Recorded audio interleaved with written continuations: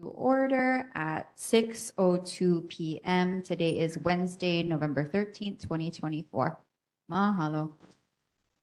First item of business, we have our emergency responder monthly report. Honolulu Fire Department, do we have a representative online? HFD? No HFD. We'll circle back if they return to us. Moving on to Honolulu Police Department. HPD, do we have you online with us?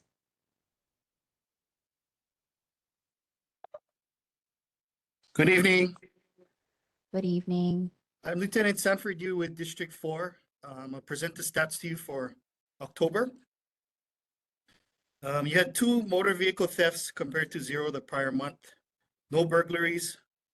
Common thefts were 6 compared to 8 the previous month. No motor vehicle break-ins and no robberies. Crime continues to be good in Kahalu'u area. I'll be willing to answer any questions at this time. Mahalo, officer. Any questions from board members? Uncle John Rapoon. Thanks. I just want to. I know I've raised this before. The walking bridge on the Mauka side of the highway, Kamehameha Highway, across from the art supply, on Hayamoa Stream. I think it's going to be really helpful. It's a state highway, and the state's going to need to respond to it. And I think, to help us to push state DOT to address that bridge, the fix that needs to happen. Having the stats on the number of times that from HPD, the number of times that somebody has wiped out the guardrail there, and this last time was the worst. It has happened over and over and over again. DOT has been absolutely fantastic at responding. This go around, I think they're just leaving it for people to look at because it's complicated. There are steel I-beam girders that need to be addressed and so on. But having the HPD stats over, say, the last, 10 years, it has been hit so many times. But that would be really helpful if you could take a look at that. Mahalo. I would have to research that. And it's Sure. probably going to take some time. Yeah, understood. But just know that we're going to be, as a neighborhood board, as a community, trying to push forward the conversation with SNFN and DOT, and that'll be helpful to it. Thanks. Mhm. Mahalo, Uncle John. Board members in the room, any other questions or comments for HPD? Board members online? Community in the room, anything for Honolulu Police Department? Okay. Community online. Uncle Donald Sakamoto, you have something for HPD? Go ahead. Yeah, thank you, Chair. Donald Sakamo, a blind resident, long time of the Windward side. Lieutenant, I brought this up before at other board meetings at Kaneohe. The crime mapping is not accessible for persons who are blind like myself to review the mapping. I had to contact the city's ADA coordinator to see if she can assist in this matter. I've been waiting from June of last year to now and talked to Chief Logan on the radio show to see if they can fix the problem, but no response so far. So if you can put an inquiry in to see how they can make it accessible so I can and others can assist the crime mapping for use on their website. Appreciate it. Thank you. Mr. Sakamoto, I think you went the most efficient route to the chief's office. Unfortunately, there's nothing I can do for you as far as getting that fixed so you can access it. I don't know what other answer to give you, Mr. Sakamoto. You went to the highest person. I don't know who's be higher than the chief. Yeah, well, I just want to note it because I already talked to the ADA coordinator and the Civil Rights Justice Department DC. If I can't resolve it here, it goes to Washington DC. But I just wanted to let you know. Thank you. I'll notate that, Mr. Sakamoto. Mahalo, Lieutenant. Any other community members online have any questions, comments, reports for HPD? Seeing none. Mahalo. Okay. Just that walking bridge, can you give me a general location so I can try and look that up? Yeah, it's about halfway between Waihe'i Road and Wailehua Road. On the Mauka side, there's a wetland on the Mauka side. It's pretty much directly across from the art gallery. Okay, Uh, thank you. Yep. Good night, Mahalo. everyone. Good night. Moving on in our agenda to the filling of vacancies on the board, we are still looking for a secretary. Board members in the room, anyone want to volunteer to be our secretary?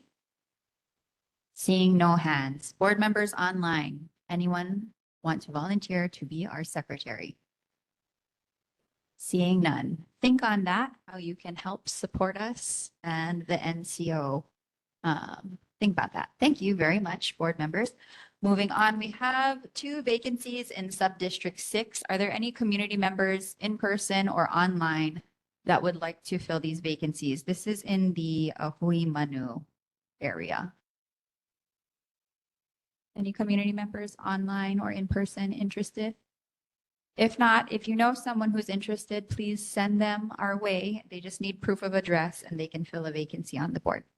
Moving on to city, state, and federal reports. Do we have a representative from the mayor's office, or mayor's office is off sick? Okay, moving on from mayor's office. If anyone joins us, please let me know and we can circle back. Councilmember Esther Kiaina, are you with us, Councilmember? Hi, good evening, Vice Chair. No, council member couldn't be here this evening. Kimberly Ryan for council member Kiana's office. I just have 2 points this evening. She just wanted to bring up that resolution 24-243. This measure would reconvene the 9-member task force, which last met 2019 and is tasked to recommend ways that the city can support agricultural development. This will be heard on November 21 at 9 a.m. on the Committee on Planning and Economy. Second one is Bill 64. The measure passed second reading at full council on November 7th. And I know we talked about dropping things in the chat the last time. Is it okay for me to include that information in the chat this evening? Yes, mahalo. Just be Okay. aware that people watching on YouTube can't see the chat. It's only people that are online that can see the chat. Got it, got it. And I know that's all that points I had, but there was a question from Ian. He asked if there was anything in Bill 64 that affects air rights over sacred lands. And Ian, no, there isn't. Just wanted to let you know it was strictly land use. There was another question, I believe, after I got off. I think something came up about CIP budget information that affected this district. I think Councilmember Wire's office might address that this evening. Nothing else for me if you have any questions. Mahalo, Kim. Board members in person? Uncle John? Just as a matter of course, for anything, for any links or any information that will be dropped in the chat, we don't see it as well because we're here in the room. Can that be recorded in the minutes? Mahalo, NCO. Board members in person, any questions for Councilmember Esther Kiaina's office? Board members online, any questions for Councilmember Kiaina's office? Well, just Okay, thank you, Kim, for we'll come back. checking up on that. Go ahead, Ian. You're welcome. You're welcome. Thank you for checking up on that. And what was the answer from the NCO with regards to the chat? Oh, yes. So NCO will reflect the link in the chat in the minutes. Perfect. Thank you. Thank you. Community in person, anything for Councilmember Kiaina's office? Seeing none. Community online. Uncle Donald, go ahead.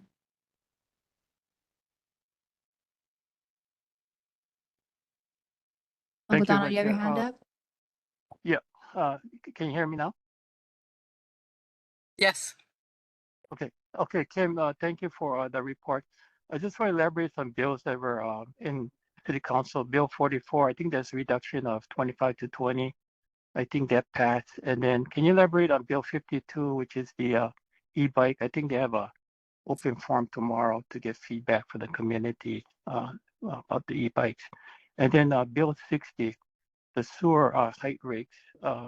It went first reading. I testified last week, Thursday, but can you elaborate what is the position of council member on that Bill 60 also?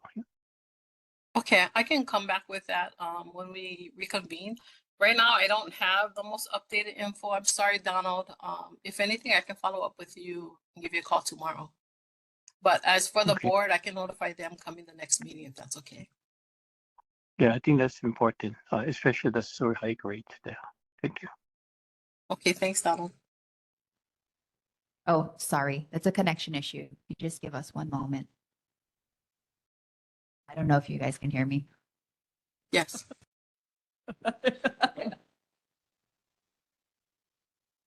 Are we good? Okay. Uh, Sorry, Kim, if you could just repeat probably the last 30 seconds of what you said, because we lost audio for a minute. I just said I don't have the answers to those two bills right now. I can't give them a current update really quickly, but I can provide that information when we reconvene. And then as far as Donald is concerned, we talk at least once a week, so I'll reach out to him. Mahalo. Any other community members online for Council Member Kiaina's office? Seeing none. Okay, real quick before we move on, board members online, if I could please have you turn your camera on when you're speaking, I would appreciate that. Thank you very much. Moving on to Council Member Matt Wire's office. Kelly, do we have you with us? Okay, if they join us online, we will circle back. Board of Water Supply, Barry, do we have you with us? Hi, Hello, Barry, everybody. your turn. Thank you.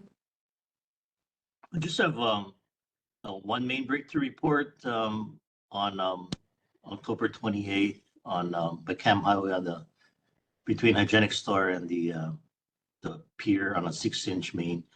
And just a short announcement. I can move that up.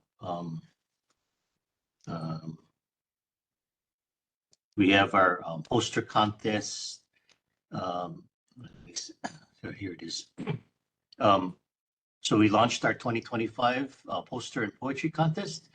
The poster contest is open for grades kindergarten to 6, and the poetry contest is from grades 7 to 12.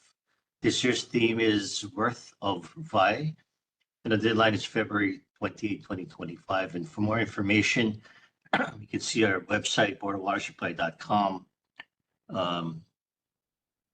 water conservation contests. And lastly, we are in a recruitment stage for new staff. So if you guys are interested in applying for work at the Board of Water Supply, become a water protector, also visit our website, boardofwatersupply.com, jobs. And that's my report, and I'm available for any questions you may have. Thank you very much. Mahalo, Barry. Sorry, could you just give me the deadline one more time for the poster poetry contest? It was February 20. Let's see.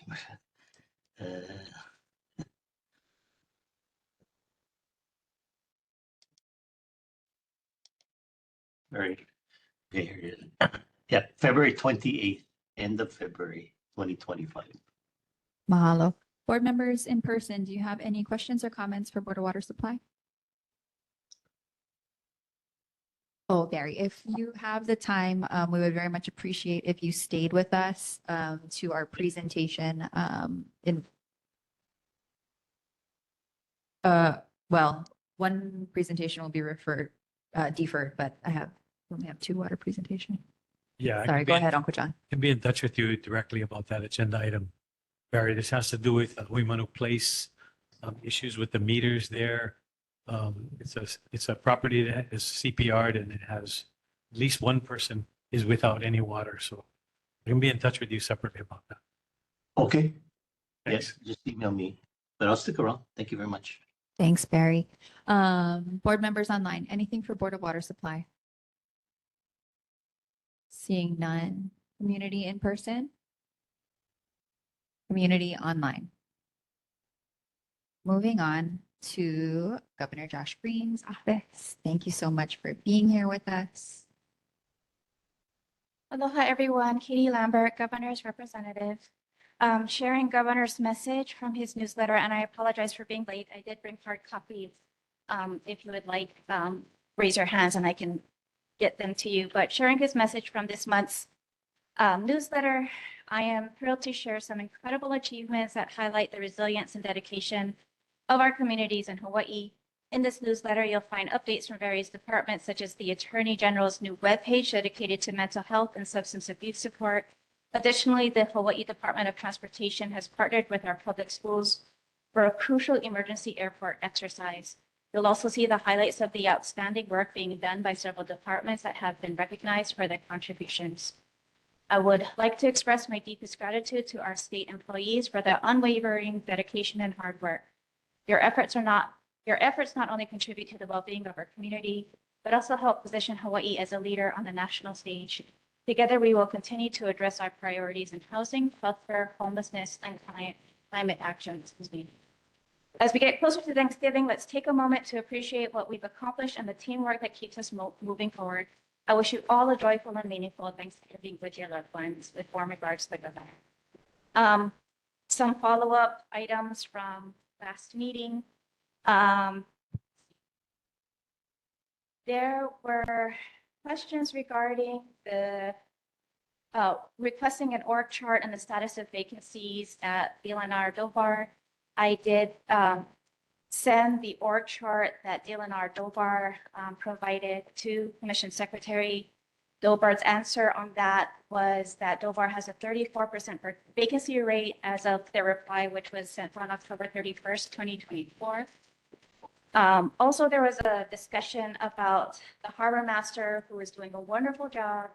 But I guess there was a request to see if she was able to work alternating weekends, that she's able and willing to, but DLNR supervisor, Dobar administrator had indicated that that was not possible at this time. There was so Dobar's response was that all of the small boat harbors statewide are Monday through Friday, and none of the state small boat harbor staff work on weekends. There are no plans to change SBH days in the near future. Care, however, does come through the harbor and ocean waters on the weekends. We have given the Hei'akea small boat harbor staff overtime on certain weekends to assist Care and the Makai Watch. And just a little follow-up, based on that conversation, I guess there was an indication or a desire to ask if the governor could do anything about this, and the governor's office did respond that they did not get involved.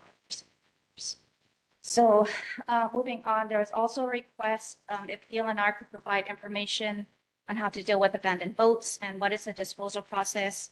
So the response from DLNR Dobar was that it does have a process to impound any vessel that is moored without a permit in state ocean waters.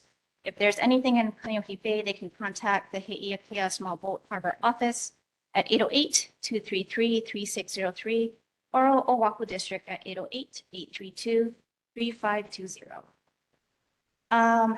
There was a comment at the last meeting about kupuna with handicap placards getting ticketed at the Capitol and at DLNR, the Kalanimoku building. The meters are too short. They run out of time before the kupuna are able to testify. So a very detailed response was provided to the board member who had queried. In some, the Department of Accounting and General Services is responsible, the Automotive Management Division of DAGS is responsible to enforce the rules and regulations set forth in Hawaii Administrative Rule 3-30, rules governing parking on state lands. That rule does say that there is a 4-hour maximum time limit at the state capitol and Kalanimoku. So with regard to Kalanimoku, through this inquiry, they discovered that it's supposed to be 4 hours, it's only 2, so they're going to adjust that and correct that. And to note, longer times may be authorized by the Automotive Management Division if needed. There are signs posted in all DAGS managed parking facilities providing a contact number for our parking control office. The main number is 808-586-0343. Kupuna who may need additional time are encouraged to contact the parking control office in advance to arrange longer parking times when necessary. Kupuna who do receive a citation while parking at the Capitol or Kalanimoku building can submit a letter of explanation to the traffic court and place it in the envelope provided on the citation for consideration. Finally, following up on a community member's request for an update on the Department of Ag and how it plans to spend its 10 million allocation on little fire ants. So the response from the Department of Ag indicates that Act 231, Session Laws of Hawaii 2024, shows a general allocation of 1.5 million out of the 10 million for little fire ant response. Let's see, 600,000 of that is going directly to Honolulu residents through a contract to treat residential infestations of confirmed little fire ants through a structural pest control company. The solicitation was released on November 5th and closes on November 21st. Review of the proposals will take some time depending on how many proposals the department receives. Then award and contracting documents have to be drafted. So that is it for what I have to report back on the inquiries from last month. So if there are any other questions that I can take back to the club for this month. Mahalo, Katie. Uncle Dan. I just want to thank you for your following up on those questions that I asked. I wasn't sure if it was clear to the board. We really don't have a business in telling the police department or the state how to run their offices. However, I was trying to point out that on the org chart, Tanya has a couple of assistants, one of which has been vacant for a couple of years. And so all we can do as a board is to point out that you have one employee doing the work of several people by your determination. In other words, the org chart reflects what human resources thinks is the right number of people to have at the end of the pier doing the job, but they're not there. So I'm just pointing it out, and I wanted to point out to the board members that that's really all we can do. We can really just say, hey, take a look at this, because it's obviously something's wrong when that position has been vacant. The assistant to the harbor master position has been vacant for quite some time. So I just want to thank you for doing your job, because you did it really well, because it enables us to let them know that we know what's not happening. I don't know how to solve the problem, but I'll just end by saying thank you very much. Mahalo, Uncle Dan. So Uncle Dan, just a follow-up. I actually spoke to Tanya the other week, and she has since hired at least one assistant harbor master. Uncle John, do you have something? So yeah, thanks for the great follow-up reports. So with regard to the having personnel, having staff at Heiakea Pier during the weekends, I guess the question back to the governor is, so how do we change that? How do we change that? When you have a state facility that's highest use is on the weekends, shouldn't the state step up and have personnel present? I mean, do we have to is that through a legislative process? What is the process for having state personnel on site at the busiest time for that state facility? So thanks. Mahalo, Uncle John. Any other board members in the room have anything for Gov's office? Board members online. Ian, go ahead. Ian, you're muted. Ian, you're muted. Sorry. Thank you. Thank you, Chair. Aloha, Katie. Thank you so much. I presume that everything regarding Department of Health and all of the things are under Josh Green and your area. So I wanted to address a letter that came out on October 15th regarding variance application number WW838 on 49176 Kamehameha Highway, which is here in Hakipu'u above our taro patches. This was for a request of a variance to a wastewater system that. Kalamai, Ian, you went a little bit fast. Could you give the address for Gov's office one more time? Oh, yeah. 49-176 Kamehameha Highway, Kaneohe 96744. That's TMK 4-9-002 001. And I'm not seeing the document number just offhand, but this was from Mr. Wesley Wong, Laulea Engineering, regarding a variance for an application, a 5-year request to not have to put in a septic system to replace the cesspool that's there. And the comment period closed November 8th, last Friday. So, the letter came out after the last board meeting and has since closed since the board meeting. I would love in general if we could have the time to discuss and make comment as a board in the sunshine. We need time to be able to do that. So in the future, our hopes would be that it would be including any neighborhood board for any area that has issues like this coming up. With regards to it, though, this address is at the top of Kahalu'u Spring, which feeds the Hakipu'u Taro patches and Moli'i Fish Pond. And it's fair to say, in this letter, what's said is that the findings are that they wouldn't have negligent human impact, but may affect the corporation, so they approved the variance for this. And I really disagree that there are negligible human impacts on this particular variance. Everything flows downhill, and 5 more years of cesspool at the top of a water course that feeds taro patches and Moli'i Fish Pond means not only the potential for polluted food, but also increased risk of infection for taro farmers working on these waters. And, this is a unique example. I wouldn't expect the Department of Health or Wastewater Management or the Clean Water Branch to really know or understand this kind of finer point, but it should be considered before approving this variance. And, more importantly, I really want to ask the Department of Health and the Clean Water Branch and the Wastewater Management Branch, what kind of message is being sent to the community when, a large corporation, the largest landholder between Ka'ava and Waikane actually and the largest contributor to enterococcus in our community, is allowed to put off a simple septic system on a new property that they've purchased. And, once they've done the renovation, move people in 5 years, what will motivate them to not ask for another exemption and another variance for another 5 years?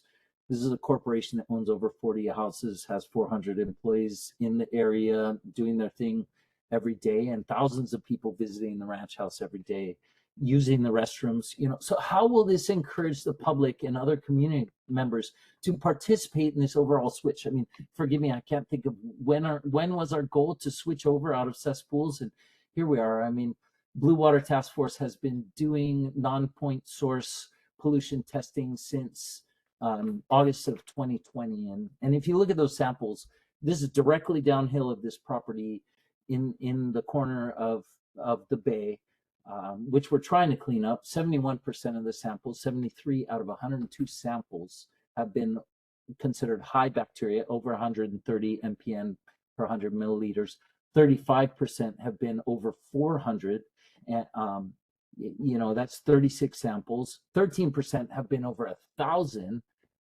That's 14 samples, and 5% have been over 2,000 mpn over 100 milliliters enterococcus. That is an amazingly high number. That's 6 samples in that time. So I really feel that I've missed the comment period officially by the letter. I have gotten concerns from community members. We are happy that they are planning on changing, and that's part of the variances, that they would make a plan to make this new septic system, but in 5 years.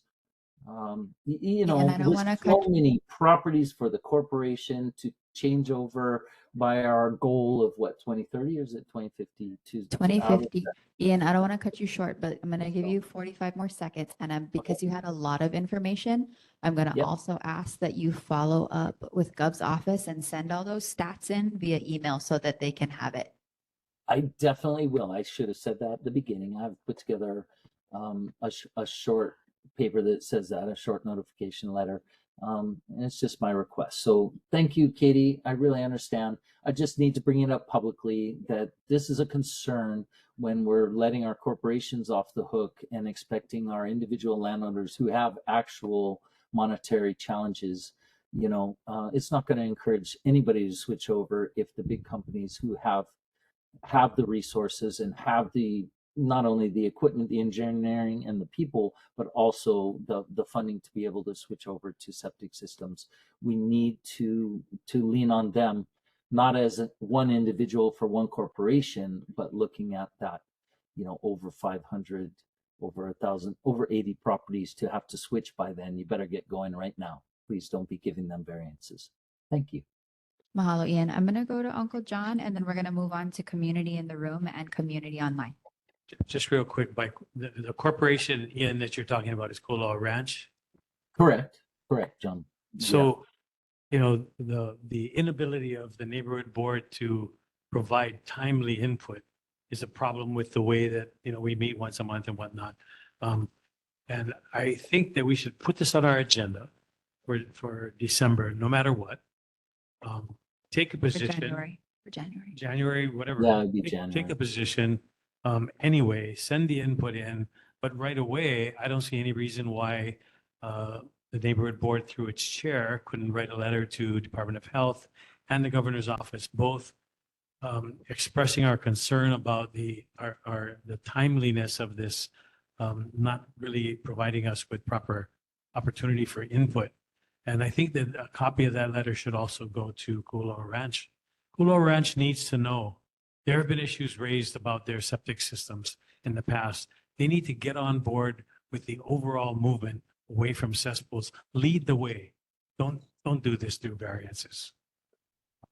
Mahalo, Uncle John. So while I am sitting chair tonight, I am just the vice chair. So that will be up to Chair Spencer when he comes back. So I think we need a motion if you want that to occur prior to our next meeting or something to that effect. Is that correct, Vincio? Okay, I so move. And I would also like to, in that motion, suggest that since you are chairing this meeting, write the letter. I can help with that. I And I don't think that's in accordance with the neighborhood board. You can sign it as the Rules. vice chair. Will be I'm perfectly more happy than with willing to sign it, but I need to get confirmation from NCO if that's even allowable. And I too will not be making any unilateral decisions without talking to chair first. Uncle Dan? We just want it on the agenda. Yeah, I can definitely do that, That's all but you have to do. we won't meet till January if you want a letter sooner. We just want it on the agenda. Okay, sounds good. I Sounds second good. that. Thank you. Community in the room. Anything for Gov's office? Please come to the microphone. Aloha. Thank you so much for the HUA answer on Little Fire Ants. So out of the 1.5 million designated for Little Fire Ants, only 600 was referenced as being spent on the pesticide control operations. I was wondering if there was anywhere that I could look in order to see the rest of the spend down plan for that. That's it. Thank you. Mahalo, Farmer Joe. Community online, anybody? Seeing none. Moving on. Mahalo, Katie. That was a lot. Moving on to Senator Brenton Owa's office, we have Liz. Hello, Liz. Good evening, board members, chair, community members. My name is Elizabeth Tasofito-Vake. I am Senator Owa's office manager. Samantha Decor is no longer with our office. She's now the senator of YNI. Happy to serve. I'm here to give Senator Owa's report. Just a short report tonight. Senator Owa, we have heard, is now the minority leader, and we're currently submitting our bills for drafting, as well as trying to set up our Senate minority office. And in that we're currently looking for a legislative attorney, which would mean more resources for us to use in the Senate minority office, as well as a minority director, and we've already hired a communications director. That's currently what we're working on. The last month, I think, board member John, we had talked about the Waihola grass. We reached out to DOT, to Ed Sniffen, regarding the Waihola grass, as well as the grass in Kahalu'u alongside the highway. They did tell us that they're gonna get to it. They're gonna reach out to the Oahu district and get to it. If they didn't already get to it, Senator Owa will meet with them to see if we can no longer continue the contract with who has it now, and possibly release it to someone else because it's just taking them too long. But thank you to those in the community who have been helping put the grass alongside the food tree project further in towards the trees. What our concern is the grass is alongside the highway. We also have been approved from the city, the DPR for the Adopt a Park. Senator Watt has been approved to adopt the park, Kahalu'u Beach. So probably we're looking at as early as next month to start clearing out the vegetation here in Kahalu'u Beach. And then we're currently waiting for a response from DOT in regards to the mud bog. We're trying to find a designated area for the vendors here by the hygienic store. We had reached out not only to DOT, but several other departments, and we're currently waiting on a response for that. That's all I have tonight. If anyone has any questions, concerns, I'm happy to say about Senator Watt. Uncle Dan. That was a great report. The first thing you said was that Senator Watt doesn't have a legislative attorney. Is that what I heard you say?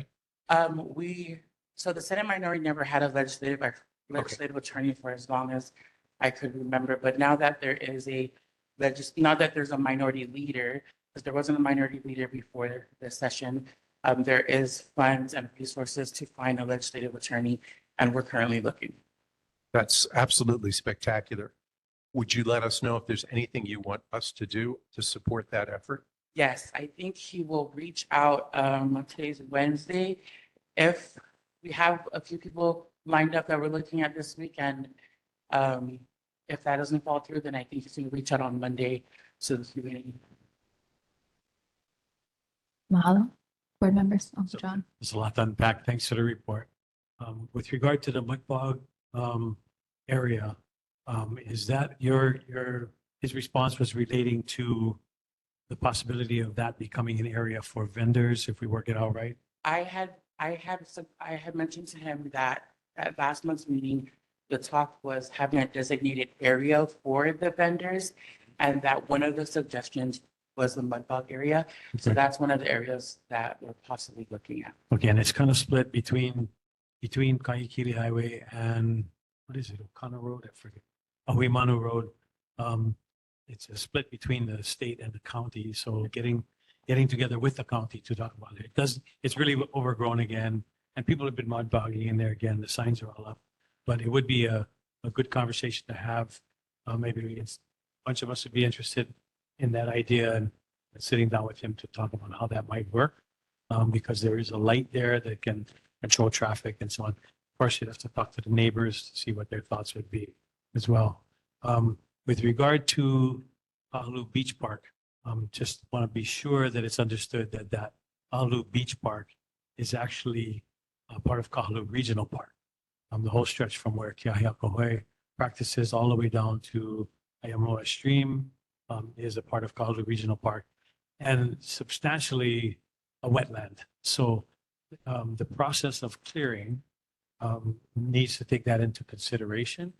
And so there's a long history to that, and I think it'd be worth sitting down and talking. Happy to talk story with the senator about that as well.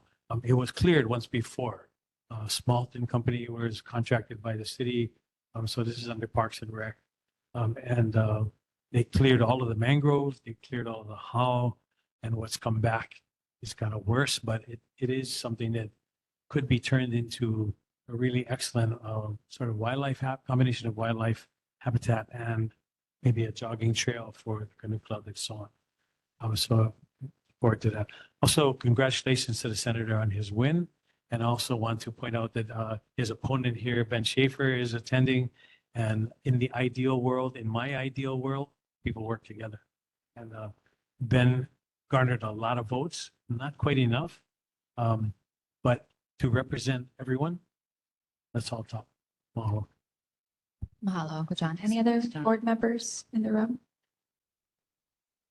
Mahalo, Liz. I just want to mahalo you specifically and the office for the excellent communication with DOT and the roundabout. The roundabout has been functional for the better part of the last month. And I just really want to mahalo Senator Awa's office, but specifically you, because we know that you're doing all the hard work there for just taking care of all of the community concerns and for making sure to communicate to us that things would be functional sooner than later. John, let me just clarify. Sorry, I should have been more clear. By next month, we should be talking about how to clear Kahalu'u Beach and not exactly starting to clear it up. And then for the roundabout, if anyone follows Senator Wah, there was a recent video where he's showing Kahalu'u Beach and he's sitting in a vehicle. I can tell you personally that we used that roundabout about 16 times on that one take. So the roundabout definitely works. Thank you so much. Can I just add one thing? We have to give a shout out to Mira Construction. They've done an excellent job managing to move traffic through that roundabout, even as it's being built. And I think, I don't know if I called attention to this, but I was sitting out there one morning and I saw the whole crew from Mira Construction out there stretching, doing exercises before they started. That's awesome. One thing that is kind of out there in front of us is the center, the circle. We've been talking story with DOT about what we might put in that center that would be, something to kind of celebrate our community, something maybe related to, Kahalu'u, the fish ponds, Alo'i fish ponds, whatever, some kind of artwork. We're talking to Andy Hirano, I think his last name is there, but happy to talk story further about that. It doesn't have to be moved on immediately, but whatever gets put there has to be understood. It has to be low and obstruct vision across the roundabout and so on. But, people are learning and figuring it out. Mahalo, Uncle John. Uncle Cliff? Yeah, since everybody on the roundabout. I went to that roundabout many times, and that I think that light post where they're gonna put it is in the wrong place. As you going to Kaneohe, just as you're getting out of that circle, half circle, the sucker is too close to the road. Because you're gonna get one tractor trailer come through there, or maybe not, maybe one car. Cannot make that turn. It will clean up that light post. It's too close. Uncle Cliff, can you take a picture of that for me later and email it to me and I can send it to the office next time you go by? What you're talking about specifically, so we can take a look at it. Uncle Dan, did you have something? Kalmai, sorry. And another thing, sorry, Mr. Schaefer, I was so focused in reading my report, I didn't notice you sitting there. I just want to say thank you so much and congratulations on gaining so much support. Personally, anyone who knows me and Senator Watt knows me also, that specifically the whole campaign, that's much more than a campaign, much more than one versus another, but just multiple people advocating for their community. So thank you so much for advocating for District 23, and we hope and pray we can continue to work with each other. Mahalo. Board members online, anything for Senator Awa's office? Seeing none. Community in the room, anything for Senator Awa? Mr. Schaefer, please take the microphone. Or here, you could use mine. Aloha. I've been watching the water quality, around the island. I keep getting them once a couple of weeks, and I think always right over here is like one of the worst. And we have the paddlers right there too. There has to be something that we can do so that they don't have to, it's often the septic tank. I mean, it's cesspools that are running and it's coming into the river and going out the ocean. We have to do something when we stop. So the paddle involved with this, we got to figure it out. All the paddlers are all coming out there, and I believe on the whole island, it's the worst spot. Well, I would really like to. Thank you. Mahalo, Mr. Schaefer. Community online, anyone for Senator Awa's office? For Liz. Oh, Amy, go ahead. Sorry, come to the microphone. Okay, I was hiding behind there. I just wanted to follow up on that comment because a number of years ago when I was on the neighborhood board, we really started trying to look at the lagoon and try to see if there was a way to do a managed wetland where it could have bioremediation, have the plants be in there, and have the plants help clean it up, because we know a lot of it's coming down the stream from the cesspools. You could, the city's plan at the time was to dredge that, which doesn't really solve the problem because we haven't solved the upstream problem. And so if we could think about trying to have a managed wetland there, that initially the city folks seem to be kind of open to that. It's 22 acres. It's owned all by the city, surrounded by city land. And I think the opportunity to do something there could make a big difference because we would protect. I mean, people are like, well, we won't have the lagoon, and it's true, but it could still be a wetland. It could still be a recreational resource, but we would be able to clean up the water, protect the paddlers, protect the Class AA waters that are Kaneohe Bay. But it needs, somebody needs to sort of take the lead to say, well, what would this design look like? How might we go about doing this? But so I mean, thank you for raising it. I wasn't thinking about that when I was sitting here until I heard you. So. Hello, Amy. So Liz, I guess the request would be to see if Senator Awa's office could expand the relationship with Councilmember Matt Wire's office to see what can be done about possibly implementing some kind of wetland. Member Jardine, I don't know if she's still on with us.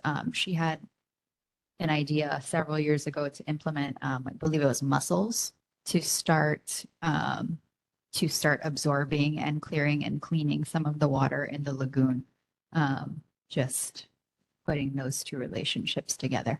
Anybody else online for Senator Awa's office? Seeing none. Anybody else? Oh, Uncle Rick. Important point, Amy. I think but we have to make sure it's the right plant material because where Waihe'i Stream is entering the lagoon at this point, the mangrove is going to start to get away from us big time. So that needs to be addressed also. Mahalo, Uncle Rick. I'm going to take one more from Uncle John and then we're going to move on. Just, I think it's really important for Senator to coordinate with Representative Lisa Kitagawa. She has been in touch. There's a movement already working on, I think it's EPA. Joe, you remember EPA, I think, a grant, and that's initiative. So the Hawaii Green Infrastructure Authority, HGIA, has already been involved. So I think maybe what's most important is to get everybody and anybody who's interested in it. Where are we at? Who's looking at what? Get all the parties in a room. So we're not running afoul of each other's efforts. Those are being coordinated. Mahalo, Uncle John. Mahalo, Liz. I do just want to point out that Liz does a lot of work and she's been in the Senate minority for what, 7 years now, Liz? Yeah. Yeah, 6 years. And so we just really got to thank Liz for all of her hard work for our community and our state. Thanks, Liz. See you next time. Okay, moving on. Representative Lisa Kitagawa is unable to be with us tonight.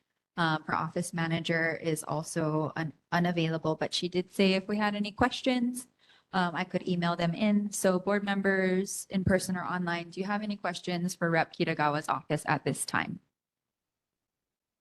Community in person or online, anything for Rep Kitagawa's office at this time? Seeing none. Okay. So we are moving on. Windward Community College, Chancellor Artis Eschenberg. Artis, are you with us tonight? Okay, I don't see Artis, but if she comes on, we can circle back. Uncle Cliff, you have anything for Kaneohe Bay Regional Council? Nothing. Okay, great. Thank you for that. U.S. Congress Representative Jill Tokuda's office. Anyone from Jill Tokuda's office? Seeing none, but if they join us, we can circle back. Kaneohe Marine Corps Base, Auntie Christie. Thank you.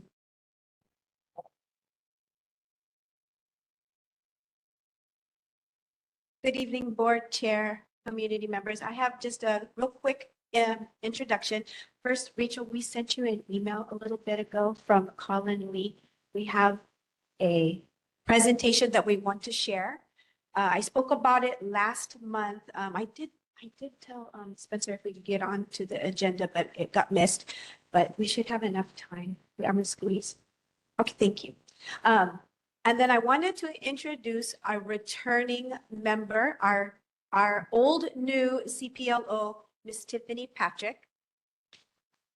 Do you want to share a couple of come and tell everybody where you've been. So she's returned back to the Marine Corps base as the CPLO. That way I'll give Rachel a couple of minutes to. Aloha, my name is Tiffany Patrick. I started at the Marine Corps base in 2010 and have been attending the Kahalu'u neighborhood boards from 2010 to roughly 2019 when I took a new assignment over to England. And I've been over in England for about 5 years and just returned home. I'm a resident of the Windward side, live over in Kailua. Happy to be back and really excited to be back working with the neighborhood boards, especially here in Kahalu'u. So thank you very much.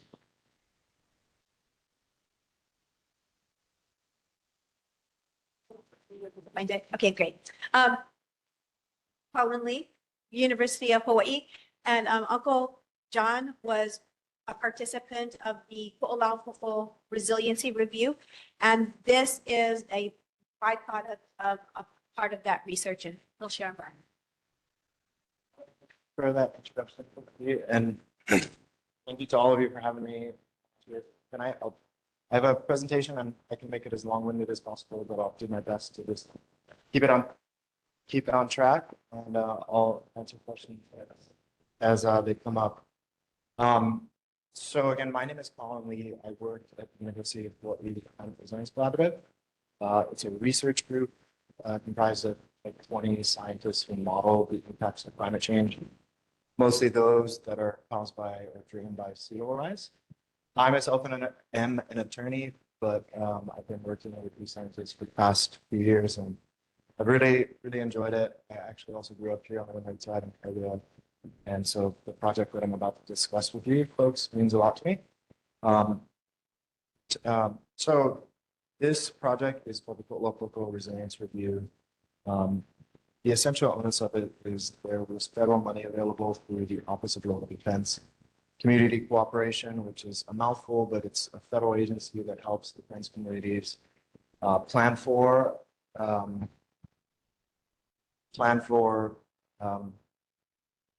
all kinds of things. In this case, the authority is a resilience grant. So the reason we were partnered with Marine Corps Base Hawaii is because the research is funded to research the impacts of climate change outside of the installation. So in the communities adjacent to the Marine Corps Base, which is, from Waimanalo all the way over here to Kahalu'u and Kahalu'u.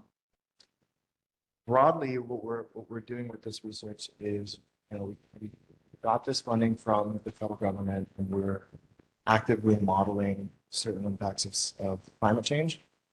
Some of you folks may be familiar with the Hawaii Sea Level Rise Bureau, which came out in 2017 and is now used for a variety of purposes.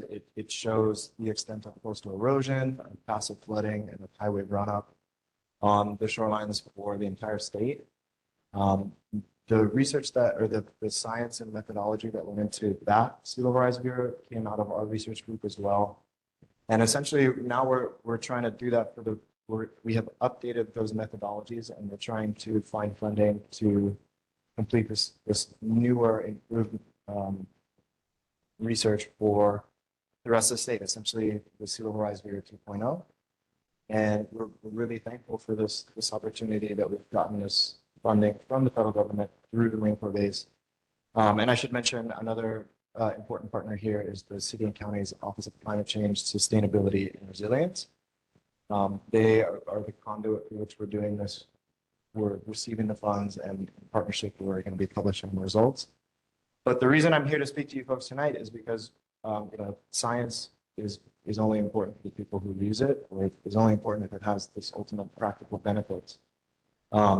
And so on the screen, there's a flyer, and there's a handout there's two links here. The first one is a link to our viewer, which is actually active. And the second link is a link to a Google form. What we're really hoping to get from the community is feedback. You folks all live here, you spend all of your times here, you drive on the road every day. You know where it floods when it rains, you know where it doesn't flood when it rains. And ideally, what we want to see is, does what we're researching and do the layers that we're modeling track with what you folks have experienced in your day-to-day lives. And the view is really, really awesome. You know, as someone with no formal science background, it's really incredible to see what can be done and what can be, you know, can be peer reviewed and published as sort of, you know, really, really good science. So on the viewer, if we have time, we can toggle. I can show you folks how to toggle around through it. But there's a variety of things. So you're going to have you're going to have impacts driven by sea level rise, such as coastal erosion, annual highway flooding, passive flooding, and then also groundwater inundation, which is mapping groundwater tables, which is very important for things like, you know, growing Kahalu'u and Lo'i. And it's also important when you think about other issues like cesspools. You know, once you have that groundwater table rising into a cesspool, you're going to have contamination from what's in the cesspool or the septic tank. Sorry, if you guys can't hear me, oh, okay. So it is really important. And so on the viewer, we're going to have, there's on the left-hand side, there's sea level rise scenarios. So we've modeled these impacts at certain levels at 1 foot increments of sea level rise all the way up to 10 feet. And we've also included 2 projected scenarios from NASA and NOAA, the National Atmospheric and Oceanic Administration, and NASA. I don't want to get that one wrong. And they've given oh yeah.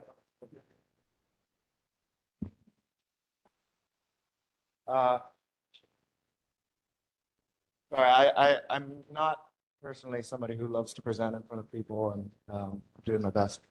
So here on the left-hand side, we have the 2 scenarios, the intermediate and intermediate high scenarios from this. This was it comes from an interagency federal task force that projected what sea level rise will likely look like on our local shorelines. And they did it for every major tide gauge in the United States and in the U.S. affiliated Pacific Islands. So we have here on Oahu, we have Mokuloe, which is Coconut Island, and we also have the Honolulu Harbor, as well as some other spots on the on Maui and the Big Island. And the reason is this part is important is because sea level rise is not going to be consistent globally.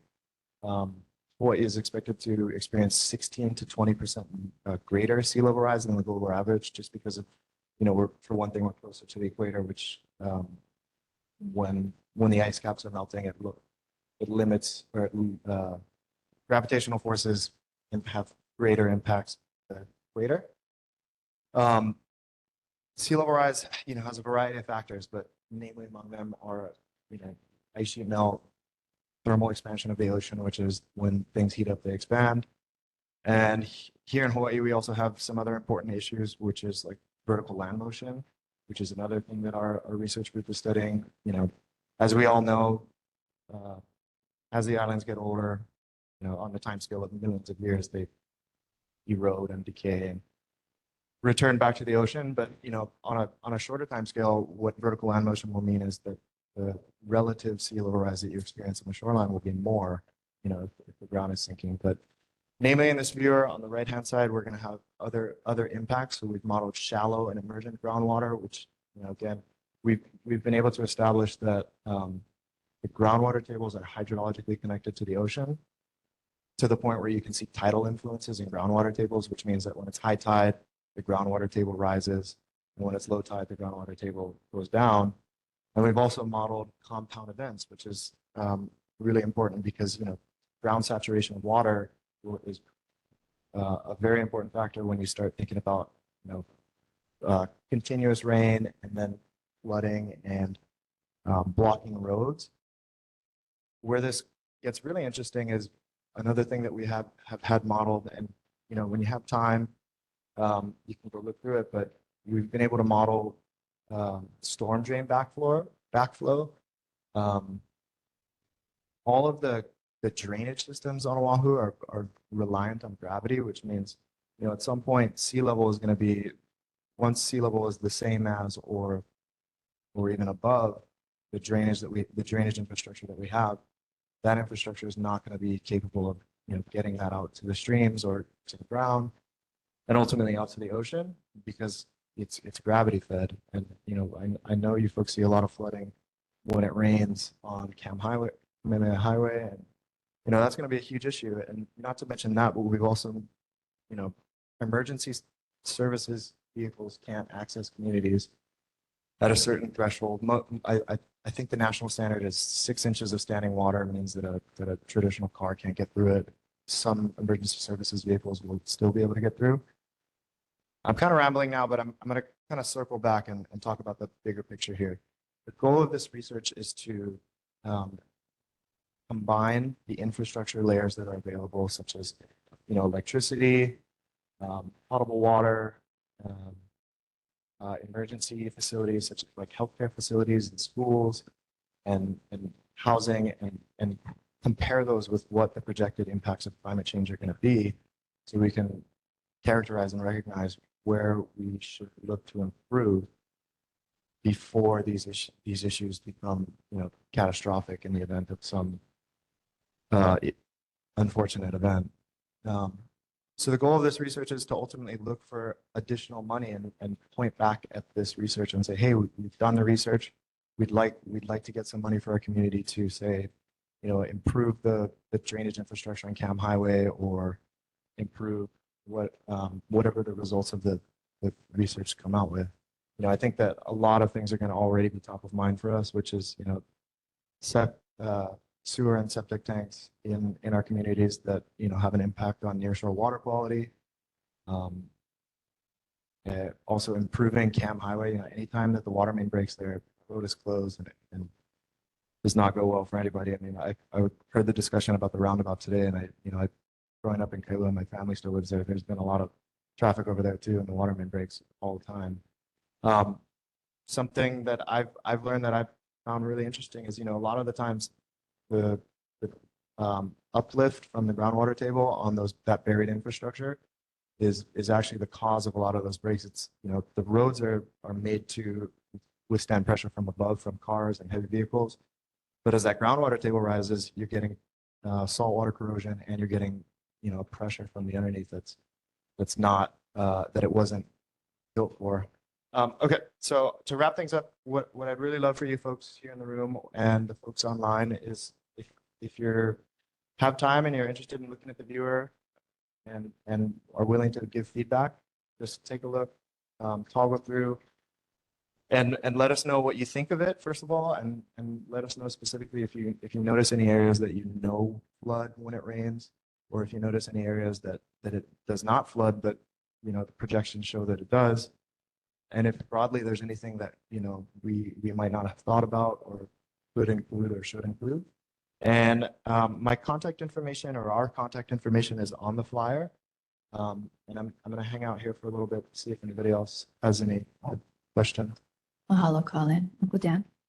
I think it would be helpful if the average person would have a database available to put their address in, to get the data of what their property is going to look like in 10, 20, 30, and 40 years.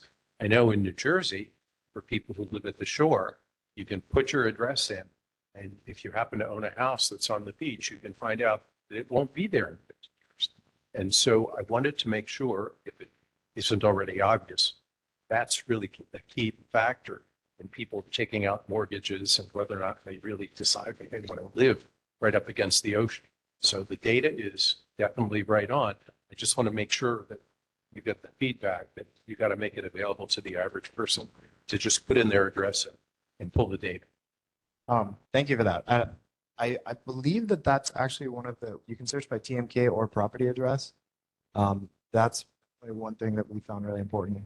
In the current version of the 2017 Hawaii Sea Level Rise Bureau, which is used for, and this is actually my personal focus, like outside of this grant at work, I do most of the policy work. But in the Hawaii Sea Level Rise Bureau, you can do the same thing, and planners and architects are actually required by law if they're going through the Hawaii Environmental Policy Act, or if you're selling your property, you have to go and type in your address and take a screenshot or print out what the Hawaii Sea Level Rise Bureau projects for your property. And for our Sea Level Rise Bureau 2.0, it does have the same searchability function. So thank you for that. Wow, well done. Uncle John? Amazing tools. Thanks for what you're doing. Every single issue that comes before this board should probably be routed through planning tool like this, right? So the question is, does the Department of Planning and Permitting, how closely are they paying attention to this? Thank you for that question, Uncle John. Another big part of this project that I did not discuss is that as a part of the project, we have two committees that we've convened. Uncle John is on one of them, which is the steering committee. And we also have a technical advisory committee, which is comprised of subject matter professionals such as planners. So Franz Cranes from the Department of Planning and Permitting, we had a meeting last week, actually, in an internal meeting. And he's one of the most vocal people in our meeting. I'm really impressed with how much time he seems to have on his hands, because I know that they're very busy. But we are working very closely with the city's Department of Planning and Permitting, and even closer with the Office of Climate Change, Sustainability, and Resilience. Hello, Colin. Any other board members in person? Board members online, anything for Colin or for MCBH? Ian, go ahead. Well, just to say thank you, Colin, and thank you for working with MCBH on this, especially in regards to the water sea level rise is going to impact all of us, and we really need this information. So thanks for bringing it to us. Thank you, Ian. Funny enough, I actually worked really hard to try and find your email, and I was unable to. And if it's a possibility to drop that in the chat or something, I'd certainly appreciate it. Sure. Mahalo for everybody's time. I'd be happy to. Hello, Ian. Colin, we have to go to community too. Community in person, anything for Colin? Amy, if you want to come up to the microphones. It's actually a simple question, which is, I know the QR codes were on there, but since I'm over here, do you have a website for people online to be able to get to it? You can just read it. We do have a website, and actually I brought with me like 25 flyers for folks who want to just take it home and take a look. In addition to the QR code, there is also the URL for the websites themselves right underneath. I guess the code doesn't put that. Yeah, Colin, could you just read it because they don't have access to the chat in YouTube? Yes, sorry. So the viewer is, the easiest way to find it is actually just to type in CRC. Actually, I'll just read it. So www.soe.edu/CRC/SLR-viewer. For that. Barry, is that you, Board of Water Supply? Do you have a question for Colin? I just wanted to thank you for your work on the Kahalu'u Resilience Plan. And just a comment that we're working with the city DPP and the Climate Resilient Office, CCSR, sorry, on I know the DPP is working on an Adapt Waikiki 2050 sea level rise plan.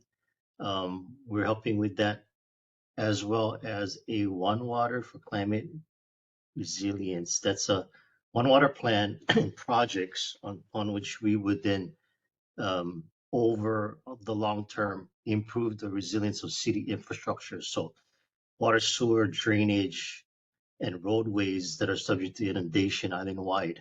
So we're just starting that effort. I don't have the details to present to the neighborhood board. Eventually, we would like to do that. But I just wanted to mention that a lot of things are ongoing on climate. I appreciate the University of Hawaii's leadership and Sea Grant's involvement in SOAS. So thank you very much. Thank you. Barry is also on our technical advisory committee and has been very helpful for the meeting. Mahalo, Barry. I'm going to do one more community input online, and then we need to circle back to Councilmember Matt Wire's office. Uncle Donald Sakamoto, go ahead. Yeah, thank you, Vice Chair. Thank you for their report. My concern, I follow the climate change around the world. Solomon Island comes to mind. Sea rise has affected the island and has contaminated their fresh water, underground water. And I'm worried about, seawater going into our freshwater, so water supply. I'm really concerned about our wells. As seawater pushes in more inward, it may contaminate our freshwater. That's my concern. Thank you. Mahalo, Uncle Donald. Uncle Ben Schaefer, one last comment, then we got to circle back to Councilmember Matt Wire's office. Aloha, Ben Schaefer. I have two items I wanted to bring up. One was the flooding, that constant flooding for the last 30 plus years at the Waikani. Yeah, you talked about infrastructure. We need to do something with that. And the other one is the coastal erosion. Kahalu'u going to be hit probably the first. The next time they have, it'll be right next to the school. It'll be right on the school. And so, it'd be great if you folks would, work with the communities on Kahalu'u as well in that. For that. And actually, we have already started expanding a lot of the research into Kahalu'u with some of our other funding mechanisms. And those are hugely important points. And again, the primary goals of this research are to figure out where is most crucial. We use this research as a catalyst to try and find ways to fund improvement projects for the community. Yes, sir. I'll pass them out now, and I'll leave the remainder here on the table. But mahalo, everybody, for your time tonight. Mahalo, Colin. Colin, could you just give that microphone to Uncle John real quick? Thank you so much. Okay, sorry, Chelsea, to keep you waiting. We're circling back to you for Councilmember Matt Wire's report. Awesome. Thank you so much. And I apologize for hopping on a little bit late here. One of the things that I did want to share out, I know some folks had some questions around what are the current CIP projects that are going on or what has been included in the budget. So I did want to just highlight that we have about $700,000 that's dedicated for Kahalu'u sewer improvement.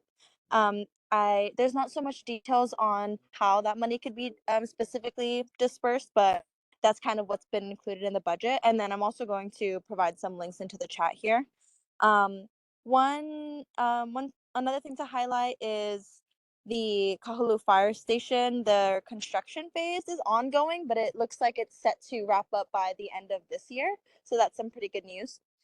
Another one to highlight with CIP projects is to improve Kahalu'u's fire station wastewater system to comply with the State Department of Health requirements. And that one, money-wise, that's $250,000. Another project that is going on here, the Kahalu'u Control Lagoon project. From what I understand, that's currently in the planning and design phase.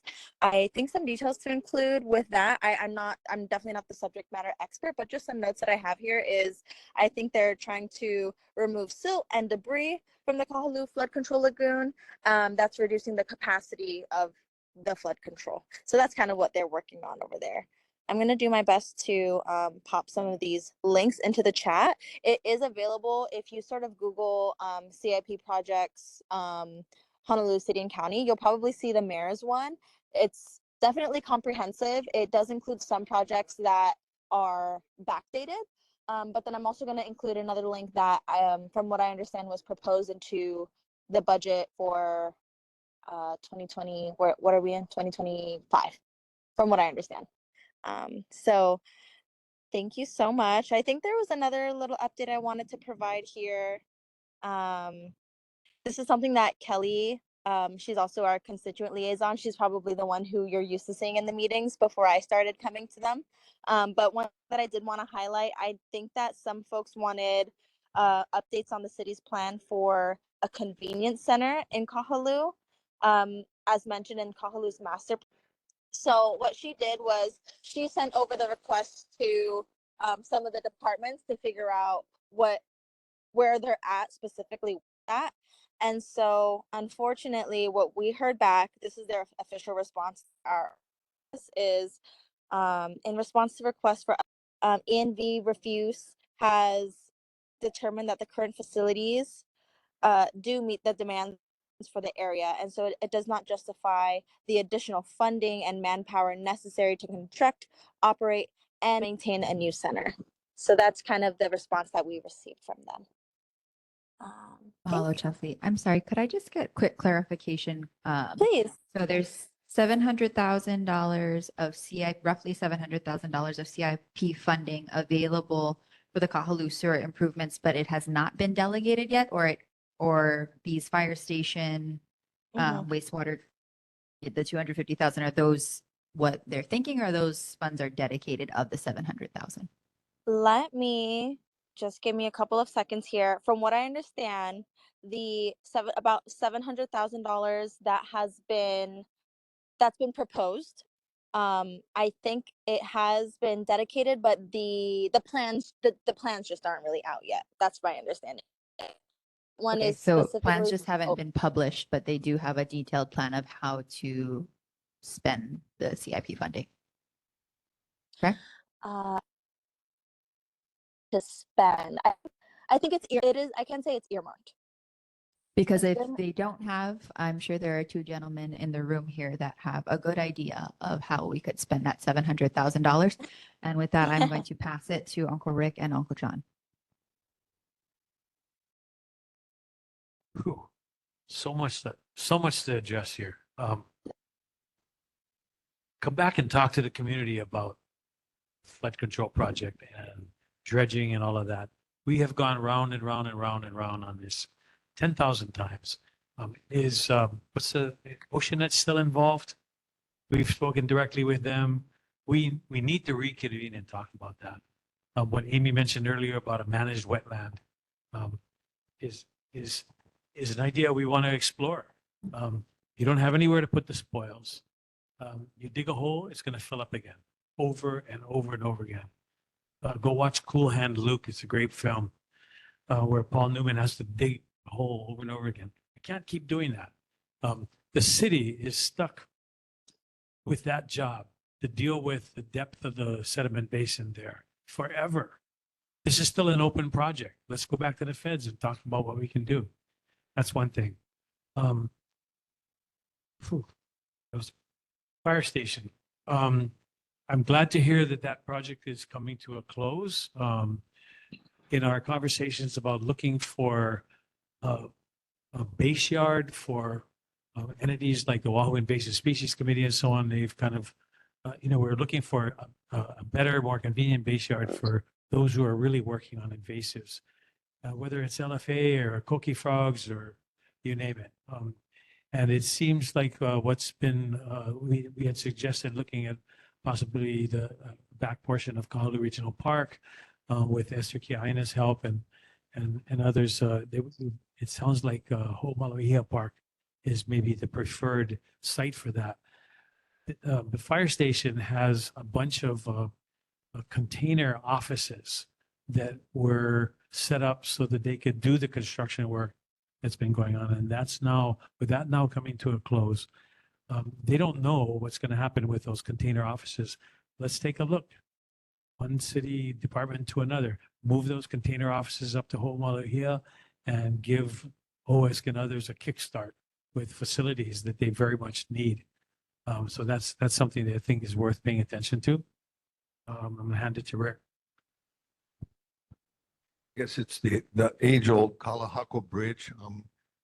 That section of roadway gets used for emergencies corridor when there's something going on that cars can't pass through Kamehameha Highway. So we really need to look at that because that's an accident waiting to happen, that bridge falling in. So we need to look at that one. Mahalo. Rick saying put the money towards that. The septic system issue, if there's money being allocated to deal with cesspools in our area, then it's being allocated in the dark without coordinating with HGIA and everybody else who's looking at cesspools. That needs to be a coordinated state, county, federal, and community discussion. Mahalo, Uncle John and Uncle Rick. Any other board members in person with questions and or suggestions, comments, concerns from Atwater's office? Board members online? Anything to contribute? Community in person? Uncle Ken, go ahead. Yeah, if they're not going to put a convenience center, where the transfer station is or the dewatering station is at the bottom of a Huimano place. Can we get a commitment from city and county that when they get our community members who don't want to drive to Laie or Kailua, and they just dump it on the side of the road, one of our many, many back roads, can we get a commitment from the city and county of Honolulu that when we call you up, within a month, you'll at least remove those items that could have been taken to a convenience center, but they're proving the rationale of the city and county to be wrong, that we don't need a convenience center. We do. We have to deal with this trash in the community all the time. So if we can get, it would be very nice if we can get a commitment from the city and county to remove the trash that's dumped because we don't have a convenience center. That would be very nice. Thank you very much. Mahalo, Uncle Ken. Let's see, any other board members online? Okay, community online, Uncle Donald, can you make it quick, please? Yeah, thank you, Chair. I just have a question for Councilman Matt Wire. He's the Vice Chair of the Budget Committee. In October of this year, Director Martin from Department of Transportation Services announced at the Honolulu Rate Commission for the bus handyman and the Skyline that during the cyber attack of June 14, 2024, the system was down the holocard and they lost $300,000. I would like to know if council member can inquire about that $300,000 that was lost from revenues, because if I had $300,000, I would live. That would be comfortable for me here, but not for the city. That's my concern. Thank you. Mahalo, Uncle You Donald. that I'll definitely take it back to the team. Sorry, the council member Wire, just to clarify for the record. And I do appreciate a lot of the concerns. I don't mean to interrupt. Sorry, Chair. No, you're good. Go ahead. Okay. I did want to just clarify, and forgive me, I know I'm a few months into this role now, but, just to clarify the context for the city council and the departments, we do work, but a lot of the times when there's a lot of concerns with the Department of Environmental Services, it sounds like that's where a lot of the concerns from the conversations right now are kind of directing to, from my understanding. And so I do just have some questions if there has been any outreach from the neighborhood board to the department, or has it just been through the city council? Just to clarify, right, because the administration, there is just a level of separation between the departments versus the council. The mayor is sort of the one who spearheads all of his departments, and that does include the Department of Environmental Services. And I think from what I can say from our office, we're definitely happy to raise and press a lot of these concerns and issues to them. But for my understanding, I was just really curious if you folks have reached out to them directly, and how was that response? Mahalo, Chelsea. I think we're just speaking specifically to this $700,000 of CIP funding and what it directly impacts in our area that you just brought to our attention that we were unaware of till now. So we've not spoken to the departments to my knowledge. Okay. We're definitely willing to reach out to the departments, but it is typically protocol to first reach out to the council member who is proposing where these funds are going. With that, I'm going to go to Uncle Dan and Uncle Clifford Liu. So we are invited to go to the budget hearings, but before the budget hearings even happen, the budget's crafted and you guys will get it. And so what we're doing is we're advising the council person with questions that, they might not be aware of from our neighborhood. So I'm not sure if you've changed the structure of government, but that's how it's worked in the past. The neighborhood board members have put in information about things that may or may not be in the budget. And in fact, I can remember when Steve Holmes was our councilman, he was the budget chair. He would actually come to the neighborhood board, and some of the ideas that were suggested to him became part of the budget because we suggested that. So that's when we say it, with the best of spirits. We're not trying to change anything. It's really not our business to be involved with the departments at all. we should be talking to our elected representatives. And that's how government has worked up to now. I don't know if you're changing it around, but Oh, no, not that's at all. the Not best at way. all. And I do apologize. I don't mean to suggest anything in a negative way. It was really just me trying to bring my knowledge up to speed here. From what I understand, and I'm looking at the link that I had shared, it does look like the label for the funds for the improvement for sewers.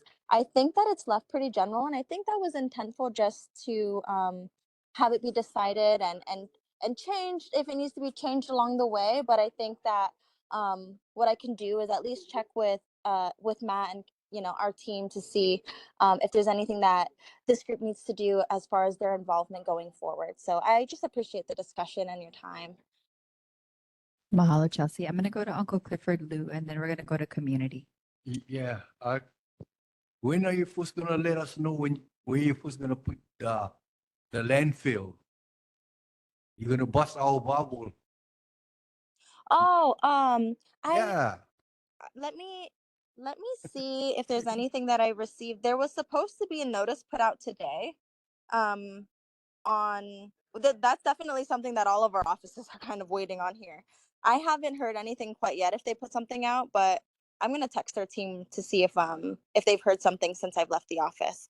I'm out in the community right now, so yeah, if there's anything to let you guys know about, if it is gonna be in our district, we would definitely circulate that information with you. Mahalo, Chelsea. If we know a council member is extremely busy. However, it's been some time since we've had some rapport with him directly. We definitely appreciate the office and all of your folks' hard work. But if you could express our, not concern, but our want to see council member in the upcoming meeting in January, we would greatly appreciate it, especially with legislative session opening up at the state level. Is there any other commentary or requests for Councilmember Matt Wire's office, in person, online, from any and all community members? Any closing thoughts, Uncle John? Seeing none. Okay. Mahalo, Chelsea. We appreciate your time. Thank you, and just letting you know, I did hear back from my team. There has been no official notice yet on the landfill and where it's going to be. So we're waiting, just like you folks are. I do apologize, and I appreciate the time. Thank you. Thank you, Chelsea. We appreciate it. Moving on in our agenda, we're going to community topics. I'm going to have our previous chair, Amy Lorson, come up and just give us a real quick briefing for Hui Ulu Mea'ai Waiahole Hydropower Project. Amy, if you could come up to the microphone, we appreciate it. Thank you. Great, thanks very much. So, yeah, my name's Amy Lurson, and I was online last month and spoke a little bit about this idea. And then we did have a community meeting on November 6th up at Kahalu'u School. The concept that Kahalu'u is looking at, you've heard a lot of discussion tonight about climate change and what's happening. We know if Oahu gets hit by a hurricane, the windward side is going to be isolated. We just know that. We know that that's likely to happen. And we're probably not going to be the first ones that Hawaiian Electric can get out to.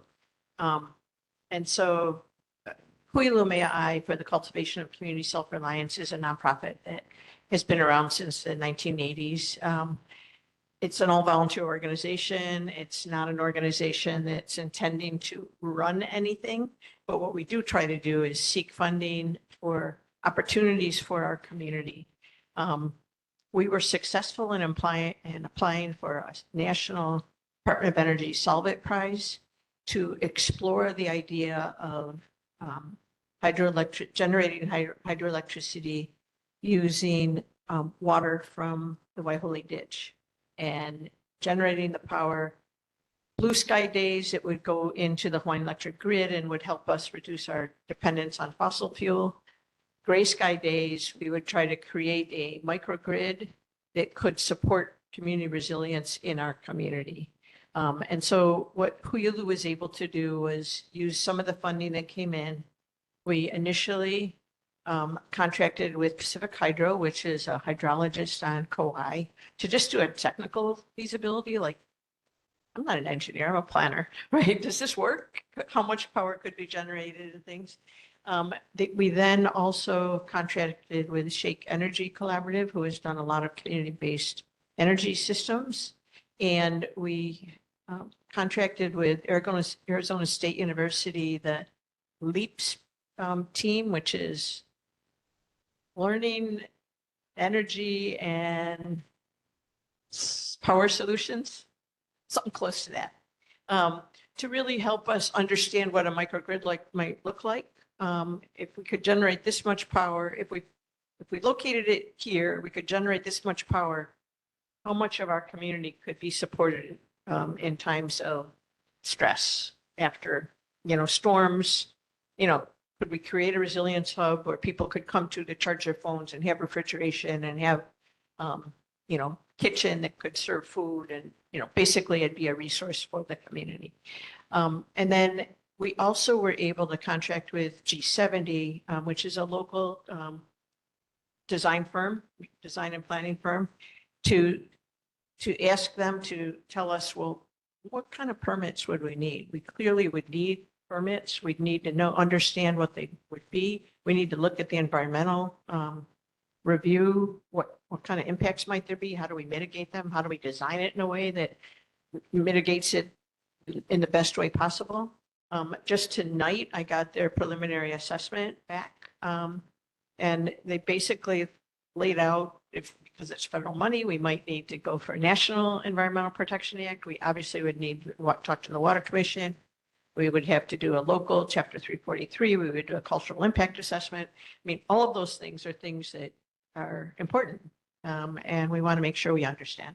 So what we are in the process of doing right now, only the 25 groups nationally that were successful with securing the first Solvit Prize are eligible to apply for the next level of it. That application is due at the end of the month. And so what we are trying to do is really help gather enough information that we can position our community to get the next level of funding so that we can continue to explore this idea.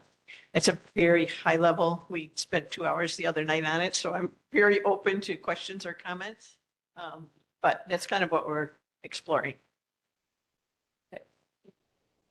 Board members in the room, Uncle Dan, go ahead.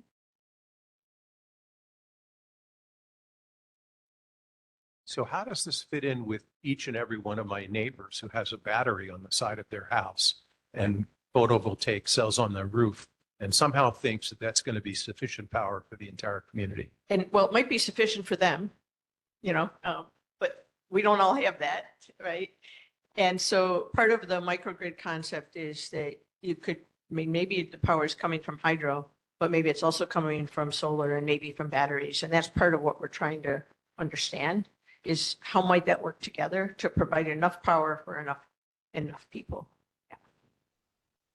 Amy, real quick, with the Solvit prize, the next phase, how secure is that, the Department of Energy, with changes on a national level? Is that money going to be there? Or? I have no idea. Okay. I am not a crystal ball person. Yeah, I really don't have any idea. And we've all had so many hats on in our lives. We all probably are like Bartholomew and Dr. Seuss. But I think I'm still the president of the Hawaii Stream Restoration Alliance, for example, let alone Hawaii and a few other organizations. But there's no question. We've had a number of meetings and we've had some really interesting excursions. We've taken. Is Mac online possibly from? Mac, are you online? I did invite him, but Arizona, a good 3 hours ahead of us, so it is now 10:36. So I'm not sure if he popped on, popped off, but I don't see him current. At any rate, Mac Kenzie Wodeker is electrical engineer, and he ended up coming out here, and we took him up on it started off to be a really nice day, turned out to be a very rainy day, all the way up to one of the portals, the main portal where water would be leaving the ditch tunnel, and is being, for lack of a better word, is being dumped back into Waiahole Stream. That's the restoration that's required by the State Commission on Water Resource Management. And it's a rush of water. It's on what the river looks like is what that picture on my phone is. It's gushing. It's pretty impressive. And I think, even as we were fighting for stream restoration, super important to aquatic life in the stream, super important to lo'i being restored in places like Waiahole, Waikani, and so on. But also, even if nobody was living on the land, absolutely critical to the estuary, Kaneohe Bay. The mix of fresh and salt water it's our big fish pond. We have many fish ponds within that. That's the fishery is dependent on that. So we're all of us being really protective of that stream ecosystem. At the same time, well aware that as water moves from Kahana all the way through to Waiahole, and then either it goes towards Kaneohe Bay or the windward side, or it goes all the way, it's still going all the way to Kunia Road. You're driving up Kunia Road, you're seeing Waiahole water. There's a tremendous amount of kinetic energy. And in a time when we're trying to get off the grid as much as we can, and off of fossil fuels, it seemed really important for us to be pursuing this opportunity. So yeah, I know there are other comments and questions, but I do have a motion that I'd like to propose at the right time. Do we need to go with the motion, or should we continue with questions and then we can go to discussion after motion? What's the best way to go? So for motions, they should be under board business. So I had to do a motion on that. Not too sure what kind of motion you wanted to do anyways.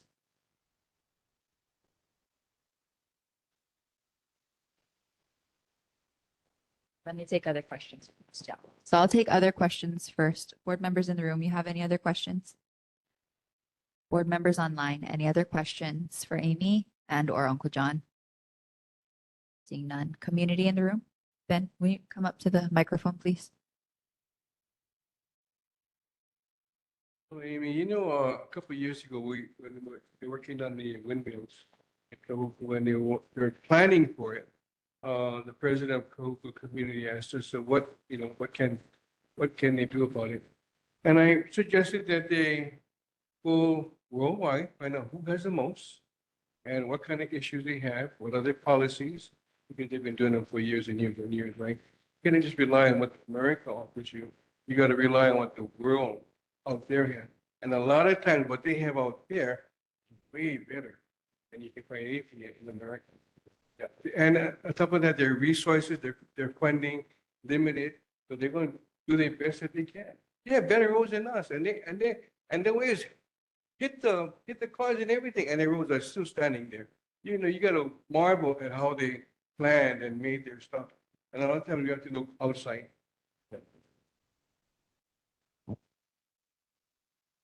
You're right. I mean, I think that's why Kahalu'u is a small nonprofit recognized. We don't know. We don't have enough information. We want to go to the folks that do this and can help us figure it out. We've talked to Hawaiian Electric. They're open to having the conversation with us. We've had a couple of community meetings. We are trying to talk to the various stakeholders. But we're also trying to go to the experts like ASU to say, well, what's a microgrid look like? And how many people could it hold? And can you support a resilience hub, or could you support individual homeowners? Could you support the pumps that pump the water in Waiahole? I mean, those are questions I don't know the answer to. And so we are striving to say, let's go to folks who know more what they're doing. Hydro's on Kauai. There's some hydro projects on Kauai.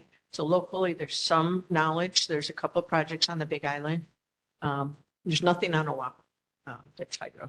But the water flows 24/7, whether or not the sun is shining. So. Mahalo, Amy. I actually have a quick question. I attended the last community meeting, and that was here in Kahalu'u, at Kahalu'u Elementary. Have you had any community meetings directly in Waiahole with the Waiahole residents in the surrounding community? We've had people from Waiahole that have been in both meetings. There were more in the first meeting than the one that you were at the most recent one. There's also been a lot of conversation in Waiahole. tell you, part of my concern about holding the meeting in Waiholi is I don't know enough, right? I don't want to say to the Waiholi residents, oh, we could do this hydro thing. We have resilience up at the school and you guys would all be okay. Or, oh, we can do this hydro and we're going to have a pump station that would pump the water for the water system and you won't have to, it'll be cheaper electricity. I don't know enough to be able to say that. I don't want to raise expectations that we can't live with, right? So part of what I'm trying to do is just get as much information out there as we can. I mean, obviously we will have meetings in Waiholi long before anything gets built. You asked me earlier, are we looking for legislation this session? Absolutely not. We're far, far away from that. We're just really still exploring the concepts. But Yes, sir. Mahalo. After that. Go ahead, Uncle John. So we've actually been talking about this idea for a long time in Waiholi, with the Waiholi Waikani Community Association.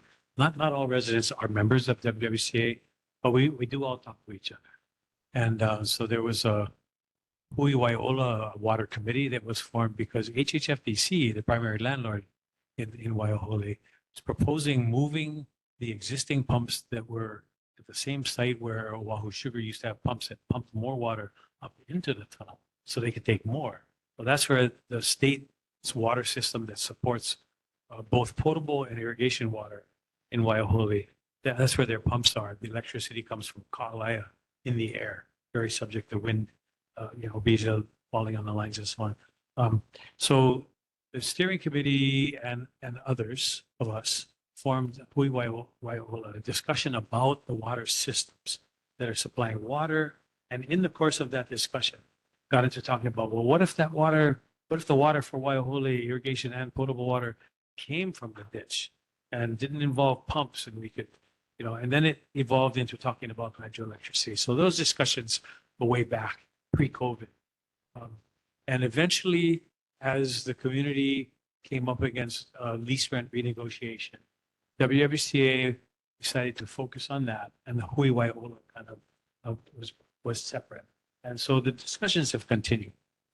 People in Waiholi are well aware that we're talking about these options. But like Amy says, the goal is to kind of expand the level of information so that we know what it is we're talking about. We were there at the Kahalu'u meeting, and I think what was really interesting to me is that the possibility of, depending on how much electricity can be generated, and we don't know, and depending on what the grid looks like, to be able to move that electricity, it could well be that a microgrid on this side of the ridge separating Kahalu'u from Waiholi might be the primary focus. Fire station, school, key project, the public utilities down here. But what also has been very helpful in these last few meetings is to get people to start to focus on where do we most need electricity after we get nailed by a hurricane, tsunami, or flooding, whatever. The commercial kitchens, the areas that have refrigeration, the emergency response capacity, septic systems, sewer pumps, all of that kind of stuff. And so this is what's evolving. And I was in on a meeting, was it a couple of days ago, with Hawaiian Electric and with Matt Bodekert from ASU. They were talking about trying to narrow in on the data that both are very interested in. It was Greek to me. It was beyond my level. But what I was hearing is that HECO is actually kind of excited in a way about the fact that a community is starting to move and push this direction. And it's something they would like to do. They've got the whole state to deal with. But I think we're at a point where we could be a really good pilot project. But yeah, so I'd like to suggest that we go to the motion or after comments. Yeah. So Amy, or Uncle John, either one of you or both, I just want to get clarification for the record for those who have not sat in on these community meetings, that that this nonprofit is requesting to do research for renewable energy in Waiholi through this, hydro project. Correct? that is correct. We do not have a proposal that we are trying to move forward with at all. What we're trying to do is figure out, as I said, first of all, is it technically feasible? And then obviously there would be environmentally that we want to be looking at. We want to look at the economics behind it. And we would want to look at its specific locations, all of that. It's really an exploration timeframe. And you know, for me, it's an exploration timeframe to try to get us enough information that we can be successful in the next phase and get more information going forward. But we don't have a specific proposal, and I don't foresee a specific proposal coming forward. Like, it's not like in January, I'm going to say, okay, we got it. No, not at all. We're just really. Mahalo, Amy. Ian, you had something? What would you like to watch, my dear? Yes, actually, really quick. Nothing too long. I don't go sleep sound. Uh, uh, I'm very supportive of hydroelectric and super glad that you're looking into it. I imagine some questions regarding what kind of infrastructure and, i.e.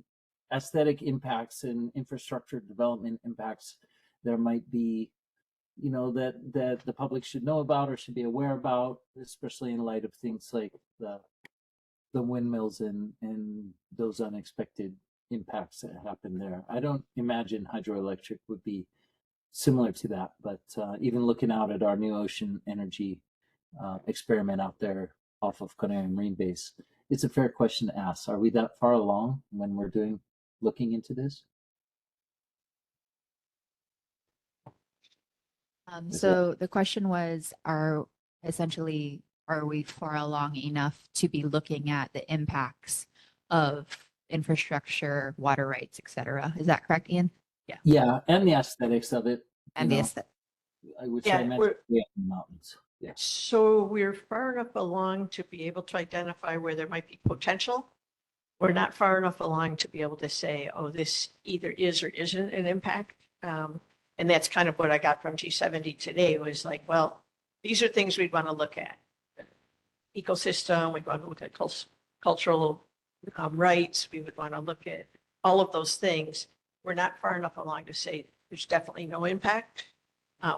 We're not far enough along to say there is going to be an impact. And that's part of why we would need more money, because we just contracted with G70 to do a real high level thing for us. They're not like doing an environmental assessment, and we would need to hit a specific site if we were going to go in that route. Yeah. Can I throw another real quick point too? I think I've mentioned this before, but so the Waihole water system currently pumps water from way up Mauka to an upper 2,000 gallon tank, and then it goes down to a 1,000,000 gallon reservoir, which we don't use. We use it, but nowhere near that 1,000,000 gallon demand. Our particular farm where we are, the takeoff to supply our water is above the reservoir, main reservoir. So we're the canary in the coal mine. When the power goes out from Kahalu'u, we're the first ones to know because our water goes off. And so I got a gauge at my house, and as soon as I see that gauge drop, I'm like, okay, call Dunwood Engineering, they call HECO, we figure it out. We don't mind that. That's fine. We figured out how to be without water, sometimes for 5 days in a row. But the reason why I'm bringing this up is that the pump system that's up Mauka, that alone, if the power that could be generated from the ditch could even just run that pump system alone, that would be a huge advantage. It would mean that Waiahole's water system isn't as vulnerable. Sorry, Uncle John. I just want to interrupt and ask you this question for everyone else. None of this water is potable or usable to drink, correct? The water is from the ditch itself, is going back into the stream. Once it leaves that ditch tunnel, it's not potable. Yeah. The thing is, it's also, I think you asked me the question at the meeting, it's not consumed, right? It's kind of like an OI system where the water comes out, generates electricity and goes back, similar to an OI that would come out, go into a Lobe and go back. So it's not going to be used up, and it's not potable. Easy question for Amy. Here to there, how do we get from here to there, and what purposes of any motion that we would vote on at this point?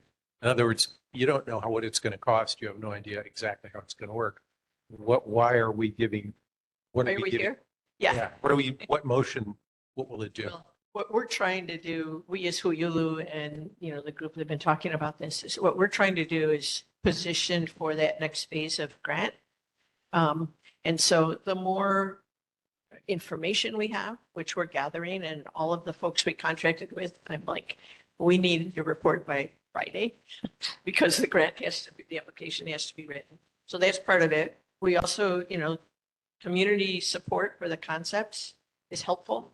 I mean, I think that's why this is here. That's why I came last month too, is to try to encourage folks to come. Mahalo, Amy. I'm gonna go Uncle Cliff real quick. I'm gonna check in with community and then I'll come back to you, Uncle John, to finish off. Question, John. You guys get one wheel on a property, right? One small one, right? I think most of the people don't understand how that thing works. If they see it, and they probably can understand better, you know, how the water turns the wheel, water come down, then go back to the whole system again. Because most of them, you know, they only see them in books and pictures. They don't see on actual how the water. That's a good idea, Uncle Cliff. Maybe Uncle John, if you could show a quick video of that for the community, that'd be helpful as well. I mean, hydroelectric power has been happening for as long as electricity is around, as far as I'm concerned. Just want to add to the reason why we're here, not just to provide a little extra boost to Hu'ulumea'ai's effort to get to the next phase of funding. Conversations with the Hawaii State Energy Office, conversations with the Hawaii Green Infrastructure Authority, conversations with the Agribusiness Development Corporation that owns the ditch tunnel, conversations with HHFDC, DHHL. We want to move those conversations forward. They're all kind of interested, but they're focused on what they, you know, day-to-day stuff. And so part of our effort is to keep them at the table, keep them talking. The Hawaii State Energy Office is very interested in this project, very. And ADC, John, I'll let you ADC finish off with your motion, but let me go to community real quick.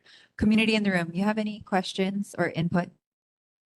Community online, I know that was a lot of information. If you need any clarification, I'm happy to try to break it down based on what little knowledge I have. Anybody online? Questions? Just to say thank you, Amy, for explaining that. Very supportive of that, and saw John Rapoon's system 30 years ago and was most impressed with it. So I'm very happy to see it moving forward. Okay, mahalo. And Uncle John, I'm gonna give you, Uncle Rick, go ahead. I just wanted to point out too that, you know, this technology is not new. There's a power plant at Wainiha in Kauai that I think was built in the 40s, 50s, and it provides power it provided power for years to the McBride sugar mill. Mahalo, Uncle Rick, for that. Uncle John, I'm gonna ask that you just wrap up your last sentiments and then you can go ahead with your motion. By the way, the water wheel is my brother Paul's. He's the MacGyver in the family. Okay, so this is a resolution in support of exploring potential for our community hydro project. Sorry. Whereas Wind Oahu and its constituent Moku, Kola, Poko, and Kualoa is already challenged by geographically influenced isolation for the many Ahupua'a-based communities therein. And whereas along with extensive flood and tsunami zones identified throughout, climate influence changes have and will lead to increased frequency and intensity of storm events that may result in serious interruptions to island-wide public utility grids, access to resources, critical infrastructure, and challenges to first response capacity for our Ko'olau communities. And whereas the state of Hawaii has adopted a goal of replacing fossil fuel sources for energy with renewable energy sources by the year 2045, and therefore the promotion of alternative and distributed energy generation capacity. And whereas in October 2021, the Kahalu'u Neighborhood Board unanimously supported a resolution regarding the Oahu General Plan that stated in part, quote, given the certainty that parts of Oahu will be isolated, the Oahu General Plan should include policies leading towards distributed energy systems to ensure health and safety during emergencies.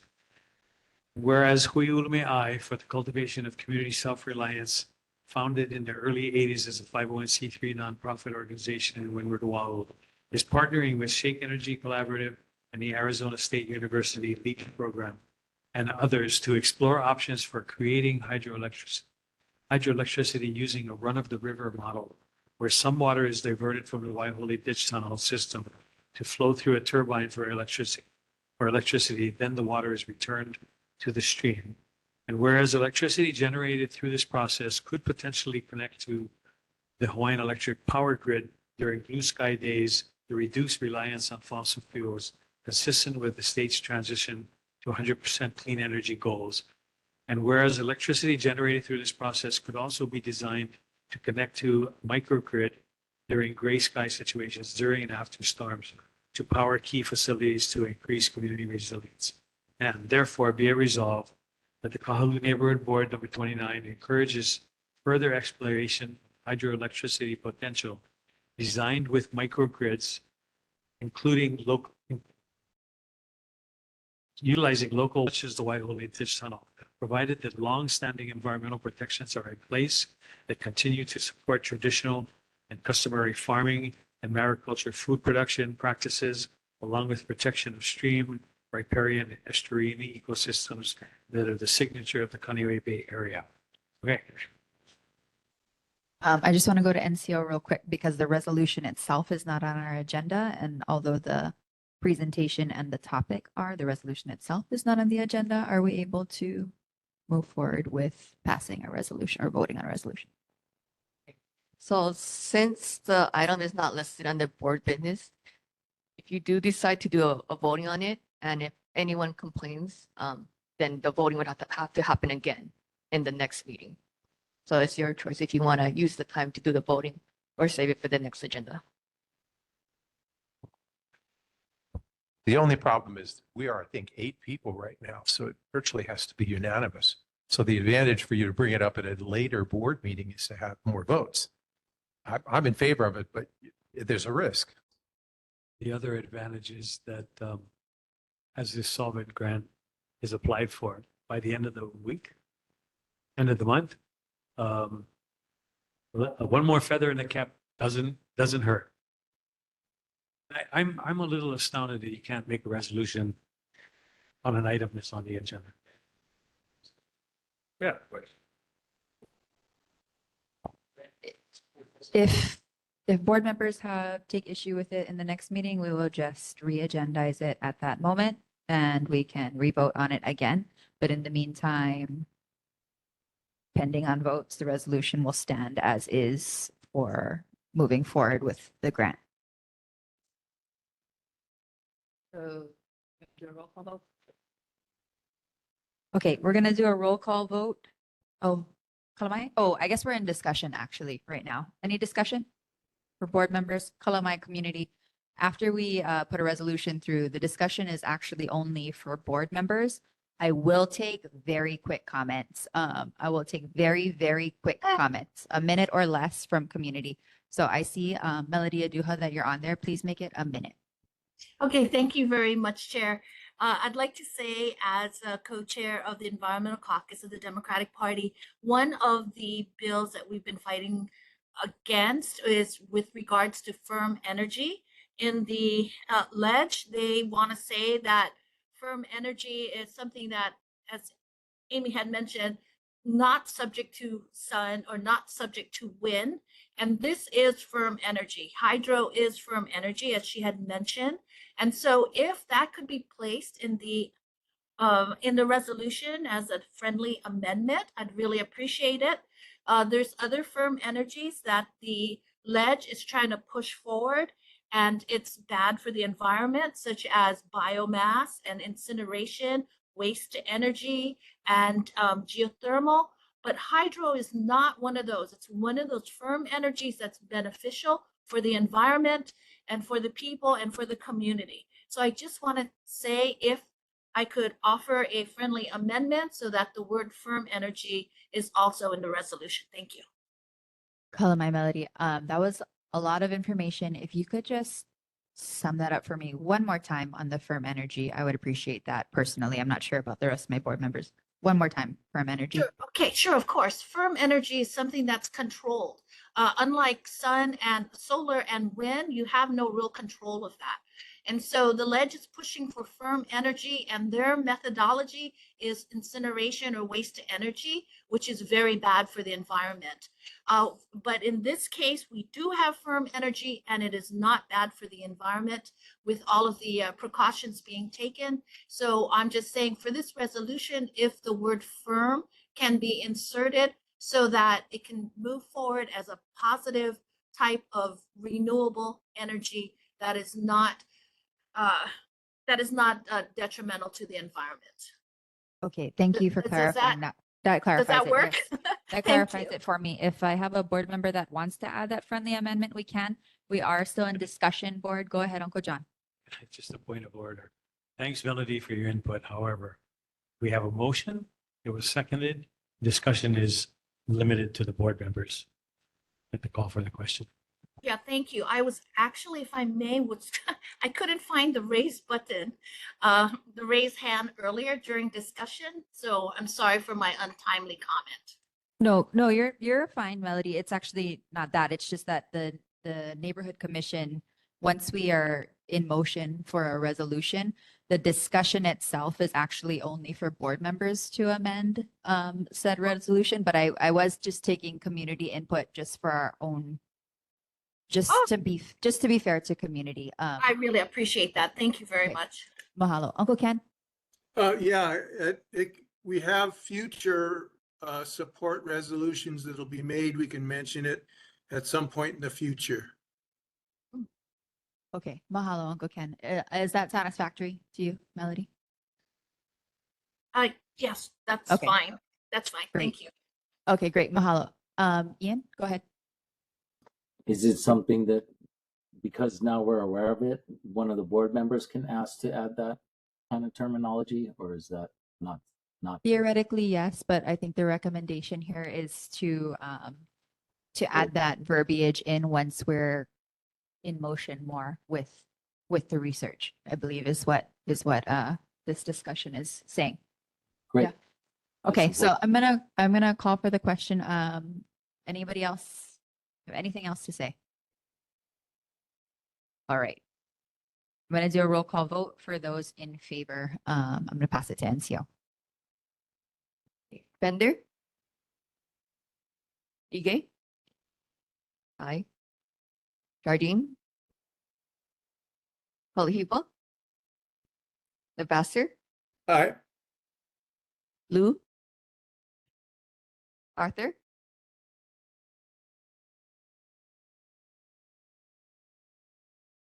You know what, let me double check that we have 10 people present. Okay. Oh. Arthur? Uncle Art, you signed in. You there? Uncle Art, can I get your thumbs up if you're in favor? Uncle Art? Can you hear me? The top of his head's there. Yeah. Uncle Art, yay or nay? Can you hear me? Yay. Mahalo. Yay. The yay from Member Machado. Okay, then Keone? Oh. Masterson? Aye. Kanai? Aye. Rapun? Powell? Aye. And then Spencer's not here. 6. Okay, so we have 9 ayes, but then for resolution to pass is 2/3.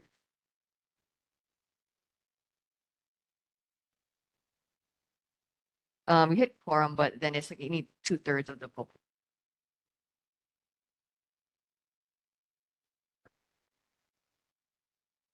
Only just because it's a resolution.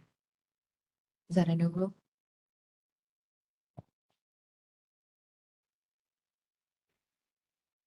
Okay, so it's just a regular motion, not a resolution.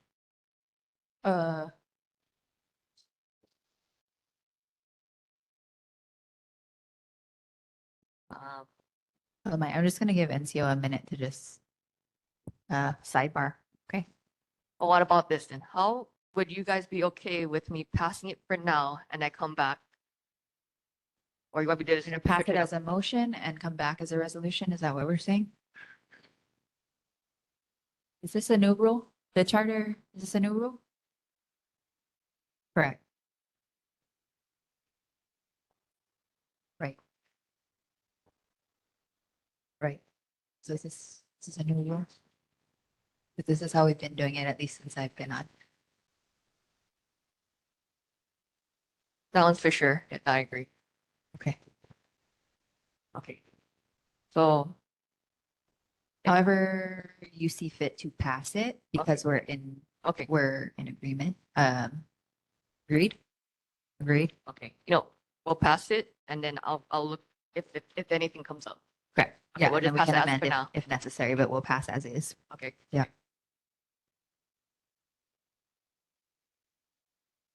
Oh. The resolution itself is not on the agenda. Oh, okay. So, That's the reason why we got this on the agenda. It took an act of Congress, by the way, to get it on the agenda. Because there was no way to get it. I talked to Lloyd Yoninaka himself, Mhm. who said, oh, only Parker can put it on the agenda. Parker was AWOL for a month and a half. So, I mean, if an item is on the agenda, you can make a motion. There is no difference between a motion and a resolution. A resolution is just something we actually take the time to write up ahead of time. I guess for me, let me just say from what I know, but you don't necessarily have to listen to me because the board does what they want to do, right? But let me just save myself if anything. Okay. Yeah. I need to do my job. Okay. So yes, I agree. It is on the agenda. So it means that the topic can be talked about. But how this is posted on the agenda, if we wanted to do a motion on the item, it should have been listed under board business. Okay, so I'm just gonna speak for my short 4 years that I've been on the board, and of those 4 years, I think I've spent the majority of my time in an executive role. We have always moved on matters when they were presentations. We didn't move it down to board business. We did it within its scope per agenda item. So if that's something that we need to adjust for future, let's agendize that for January. And I'll talk to Parker about that just so we can get clarification because we don't want to get held up, especially during legislative session. If there's a technicality that we need to only make motions and move resolutions during board business. Okay. Okay. Sounds good. Okay. Well, I want to pass this resolution. Do you have something else to add? Community topics versus residents and community concerns. I've never seen community topics be on the agenda before. I don't know how this got placed under community topics, but Yeah. there was no such agenda section. So let me There was- pull there up was- how I used to have it when I was chair. 1 second. But go ahead and continue. Board, if you have any other things you want to discuss amongst yourselves while I look up my old agendas, just so I can answer that question real quick. But I do want to get this moving within the next 5 minutes. I want to pass this and move on.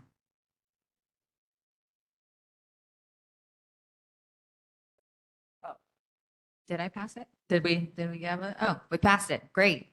Excellent. I will follow up with you, Uncle John, on that little nuance there later. Moving on in the agenda to residents and community concerns.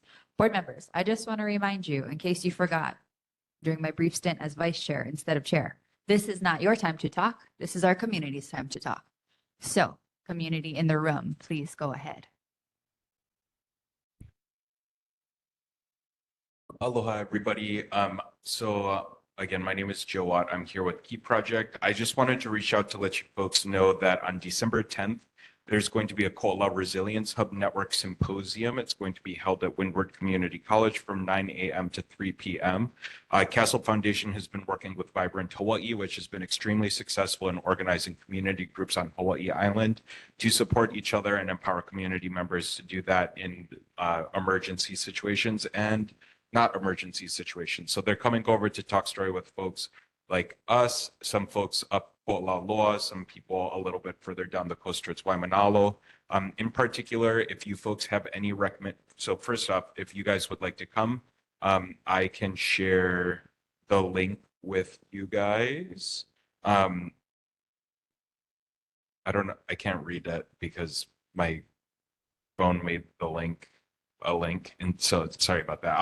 I can email it out to you folks, but also we're looking for community groups that are service providers in Kaneohe and Kailua. There is a gap in resilience hubs in that area. I think the people who have been saying that have maybe a limited understanding of what a resilience hub is going to look like. So anybody that is sharing stuff out with the community and has a little bit of capacity in order to help make sure that the resources that we do have access to can make it to every single person in the community.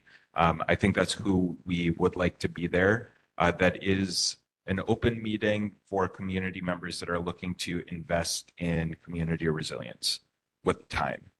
There you go. I'm going to find the link. Should I find the link so I can say it out loud? You need a minute? I can go to somebody else while you look it up. Yeah. Okay. Uncle Donald, what you got? Uncle Yeah, Donald. thank you, Yep. Chair. Donald Sakamoto from Kaneohe Neighborhood Board at large member. Just wanted to make announcement that our next week's meeting for Neighborhood Board 30 will be at Benjamin Parker Cafeteria at 6:30. And on our agenda will be a briefing from City's Department of Environmental Services, Roger Badcock Jr., to talk about Bill 60 and the fee hikes for sewer that was mentioned earlier when I was asking Councilmember Kimberly from Councilmember Estacania's office. But we're going to have a discussion because we have to have knowledge of what's going on with our sewer rates. It's unbelievable what they're trying to do. Thank you. Mahalo. Any other community online? Any announcements or community concerns, questions, reports you want to make? This is your time. Okay. Farmer Joe, you ready with that link? Yes, so the link, if you folks are interested in the RSVP, it's bit.ly/Ko'olau-symposium. There's no Okina and Ko'olau in the link. Thank you. Some of the people who will be speaking there include Castle Foundation, Vibrant Hawaii, hubs like Key Project and Kuyo Hau'ula, and some other folks will be talking as well, along with city and county, climate change, OCCSR, DEM, Food Bank, HECO, and a variety of other folks that have been participating in resilience discussions, trying to get all on the same page so we can do stuff and have less meetings. There you go. Mahalo. Okay, if there are no other reports from community, Uncle Cliff, that's not your turn, Uncle Cliff. Okay, fine. Go, Uncle Cliff. Okay. Neighborhood board. The monthly meeting. You never change the date yet. Time. It says 7 o'clock. It still says 7 o'clock? Okay. Thanks for that information, Uncle Cliff. Okay, we'll get NCO to check that out. I will email Lloyd as well. Okay, community, anything else? Community, not board members. Board members, you've had your time and you will have more time in a moment. Did we All pass over a community topic, water service at Ohuimanu Place? B. We passed that. Ian, sorry, one more time. Did we pass Oh. over community Oh my topic? gosh, you know what? Manu- Mahalo for that, Ian. Sorry, I skipped an agenda item, which was the water service at Ohuimanu Place.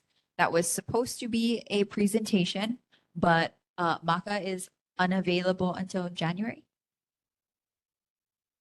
Oh, Kalamai.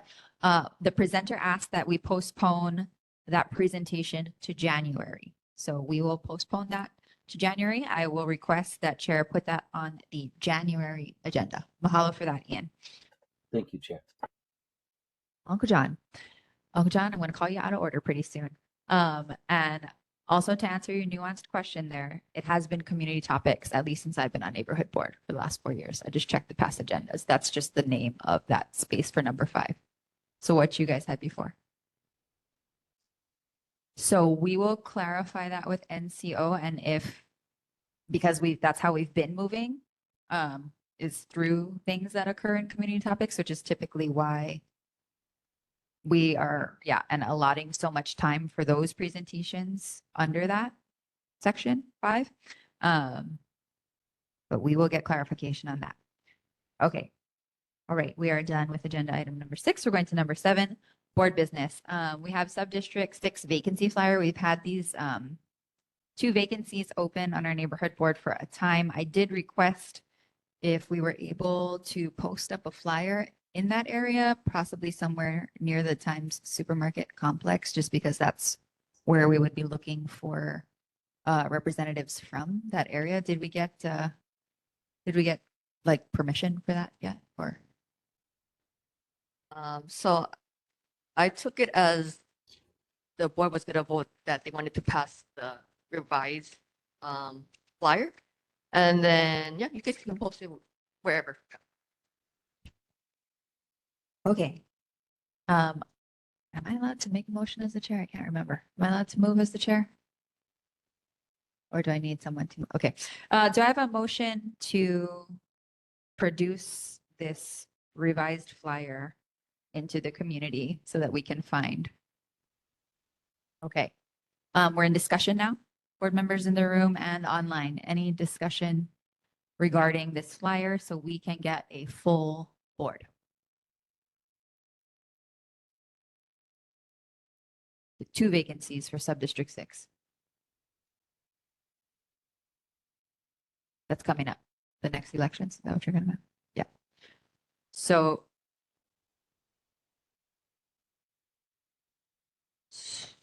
this is already produced and this is what we're voting on specifically. So while I hear you on that, if we want to get somebody in the meantime, we should pump this out as is. Okay, we're just approving the revised flyer. That's it. Okay. Okay. Excellent. So do I need a roll call vote for this then, or no, not particularly? Are there any amendments on the flyer to get a full board here in Kahalu'u? Seeing none. Okay, great. So we can distribute this. I will take this to Times Supermarket this week.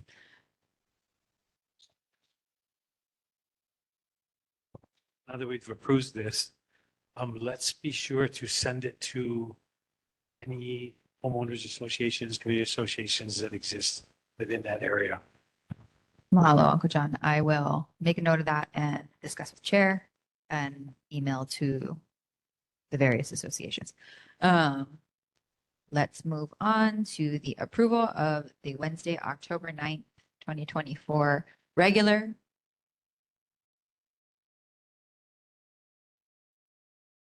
Okay, any abstentions? Seeing none. Great. The meeting minutes are approved. Moving on to sub-district reports. I'm just going to go in order. Sub-district 1. Anything to report that we haven't discussed already? Sub-district 2. Nothing for me. 3. 4. Nothing. 5. And we have no representative for 6. So moving on. Announcement. So this goes to your question, Uncle John. The 2025 Neighborhood Board Elections timeline begins Friday, December 20th, 2024 is when the election begins. This is going to be online and voters can get their ballots for their, what is the word I'm looking for here? For their sub-districts in the mail and then can access voting online with the registration that they receive in their mail. Yeah, that's when that's released. I believe you go online also for candidates who are interested to put your candidate profile up. That's how we've done it in the past, and I've not received any information that we'd be doing it any differently. Does anybody have questions on the, go ahead, Uncle Dan. Correct. So if you remember correctly, the last, yeah. Uh-huh. So we are not slated to have a regular meeting in December.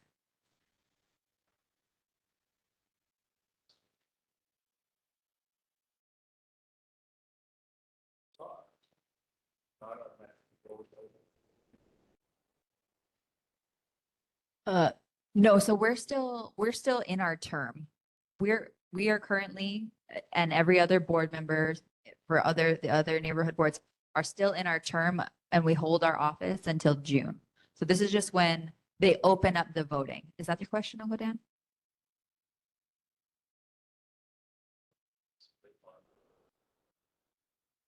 Okay, here, sorry, I have it here. Okay. Um, well, Uncle Dan, if you just give me a moment, because I just got this flyer put in my hand here, I could read you the information. Okay, so registration begins, candidate and voter registration begins December 20th. Candidate filing and voter registration deadline is February 21st, 2025. And yes, now I understand. I was also confused because I had limited information, but here we are. Friday, April 25th, 2025 is when the online voting begins. That's when you would use, your code that they send us in the mail to go vote for the sub-district representatives. And then Friday, May 16th is when voting ends. So we would all and all other neighborhood board representatives be sitting in our seats until June, unless, and continue on unless we're unseated. So I'm going to read this website out for more information. Bear with me, https://web5.hnl.info/NBE, or there's another website, https://www8.honolulu.gov/NCO/. And I will ask NCO if they could please put that in the chat for those of you that are online, and if we could reflect that in the minutes as well. If you have questions, easier way to get a hold of people with the information would be contact the NCO at nco@honolulu.gov or call at 808-768-3710. Did that answer all your questions? I'm with that.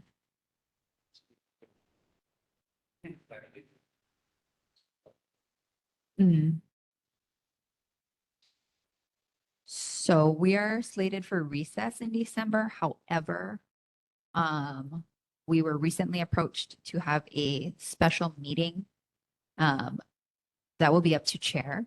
And I will discuss with him.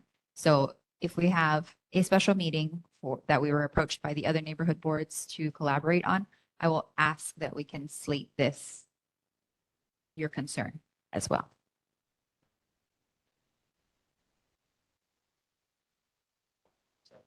If we meet in December, do you guys have the forms ready by then? To do in-person voter and candidate registration versus online? Yeah, that'd be great. Then I'll print it out. Okay, excellent. Any other questions regarding elections and or filling up a vacancy? So this whole board gotta reapply. We all got to reapply, Uncle Cliff. Yeah. There's a clause when you got elected, the Hotel California clause. You can check out anytime you want, but you can never leave. So just to make sure everybody understands that. Uncle John, I'm going to cut you off if you keep making that same joke. All right. Does anybody have any other questions regarding elections for neighborhood board voters and or candidates? Online, any questions? So am I, if that was a little confusing. Moving on, our next regular board meeting is tentatively scheduled for Wednesday, January 8th, 2025 at 6 p.m. at Key Project. But I do want you to please keep in mind that we were approached for a special meeting in December that we will figure out. I have actually no idea, other than possible legislative bills coming up in the upcoming session. Details are yet to be known. Does anybody have any other announcements, questions, concerns? Seeing none in person and online. Oh, Uncle Rick. The voice of NAG, can we see about getting our room 203 back, in this building for neighborhood board? Mahalo. Mahalo, Uncle John, Uncle Rick. Well, I will talk to Rainbow and I will see what chair wants to do about that as well. Any other questions, comments, concerns, gripes, announcements? Seeing none online, none in the room. Uncle John, I am going to take away your microphone. We are adjourned at 8:27. I was just gonna say mahalo. Good job, Jesse. Thank you.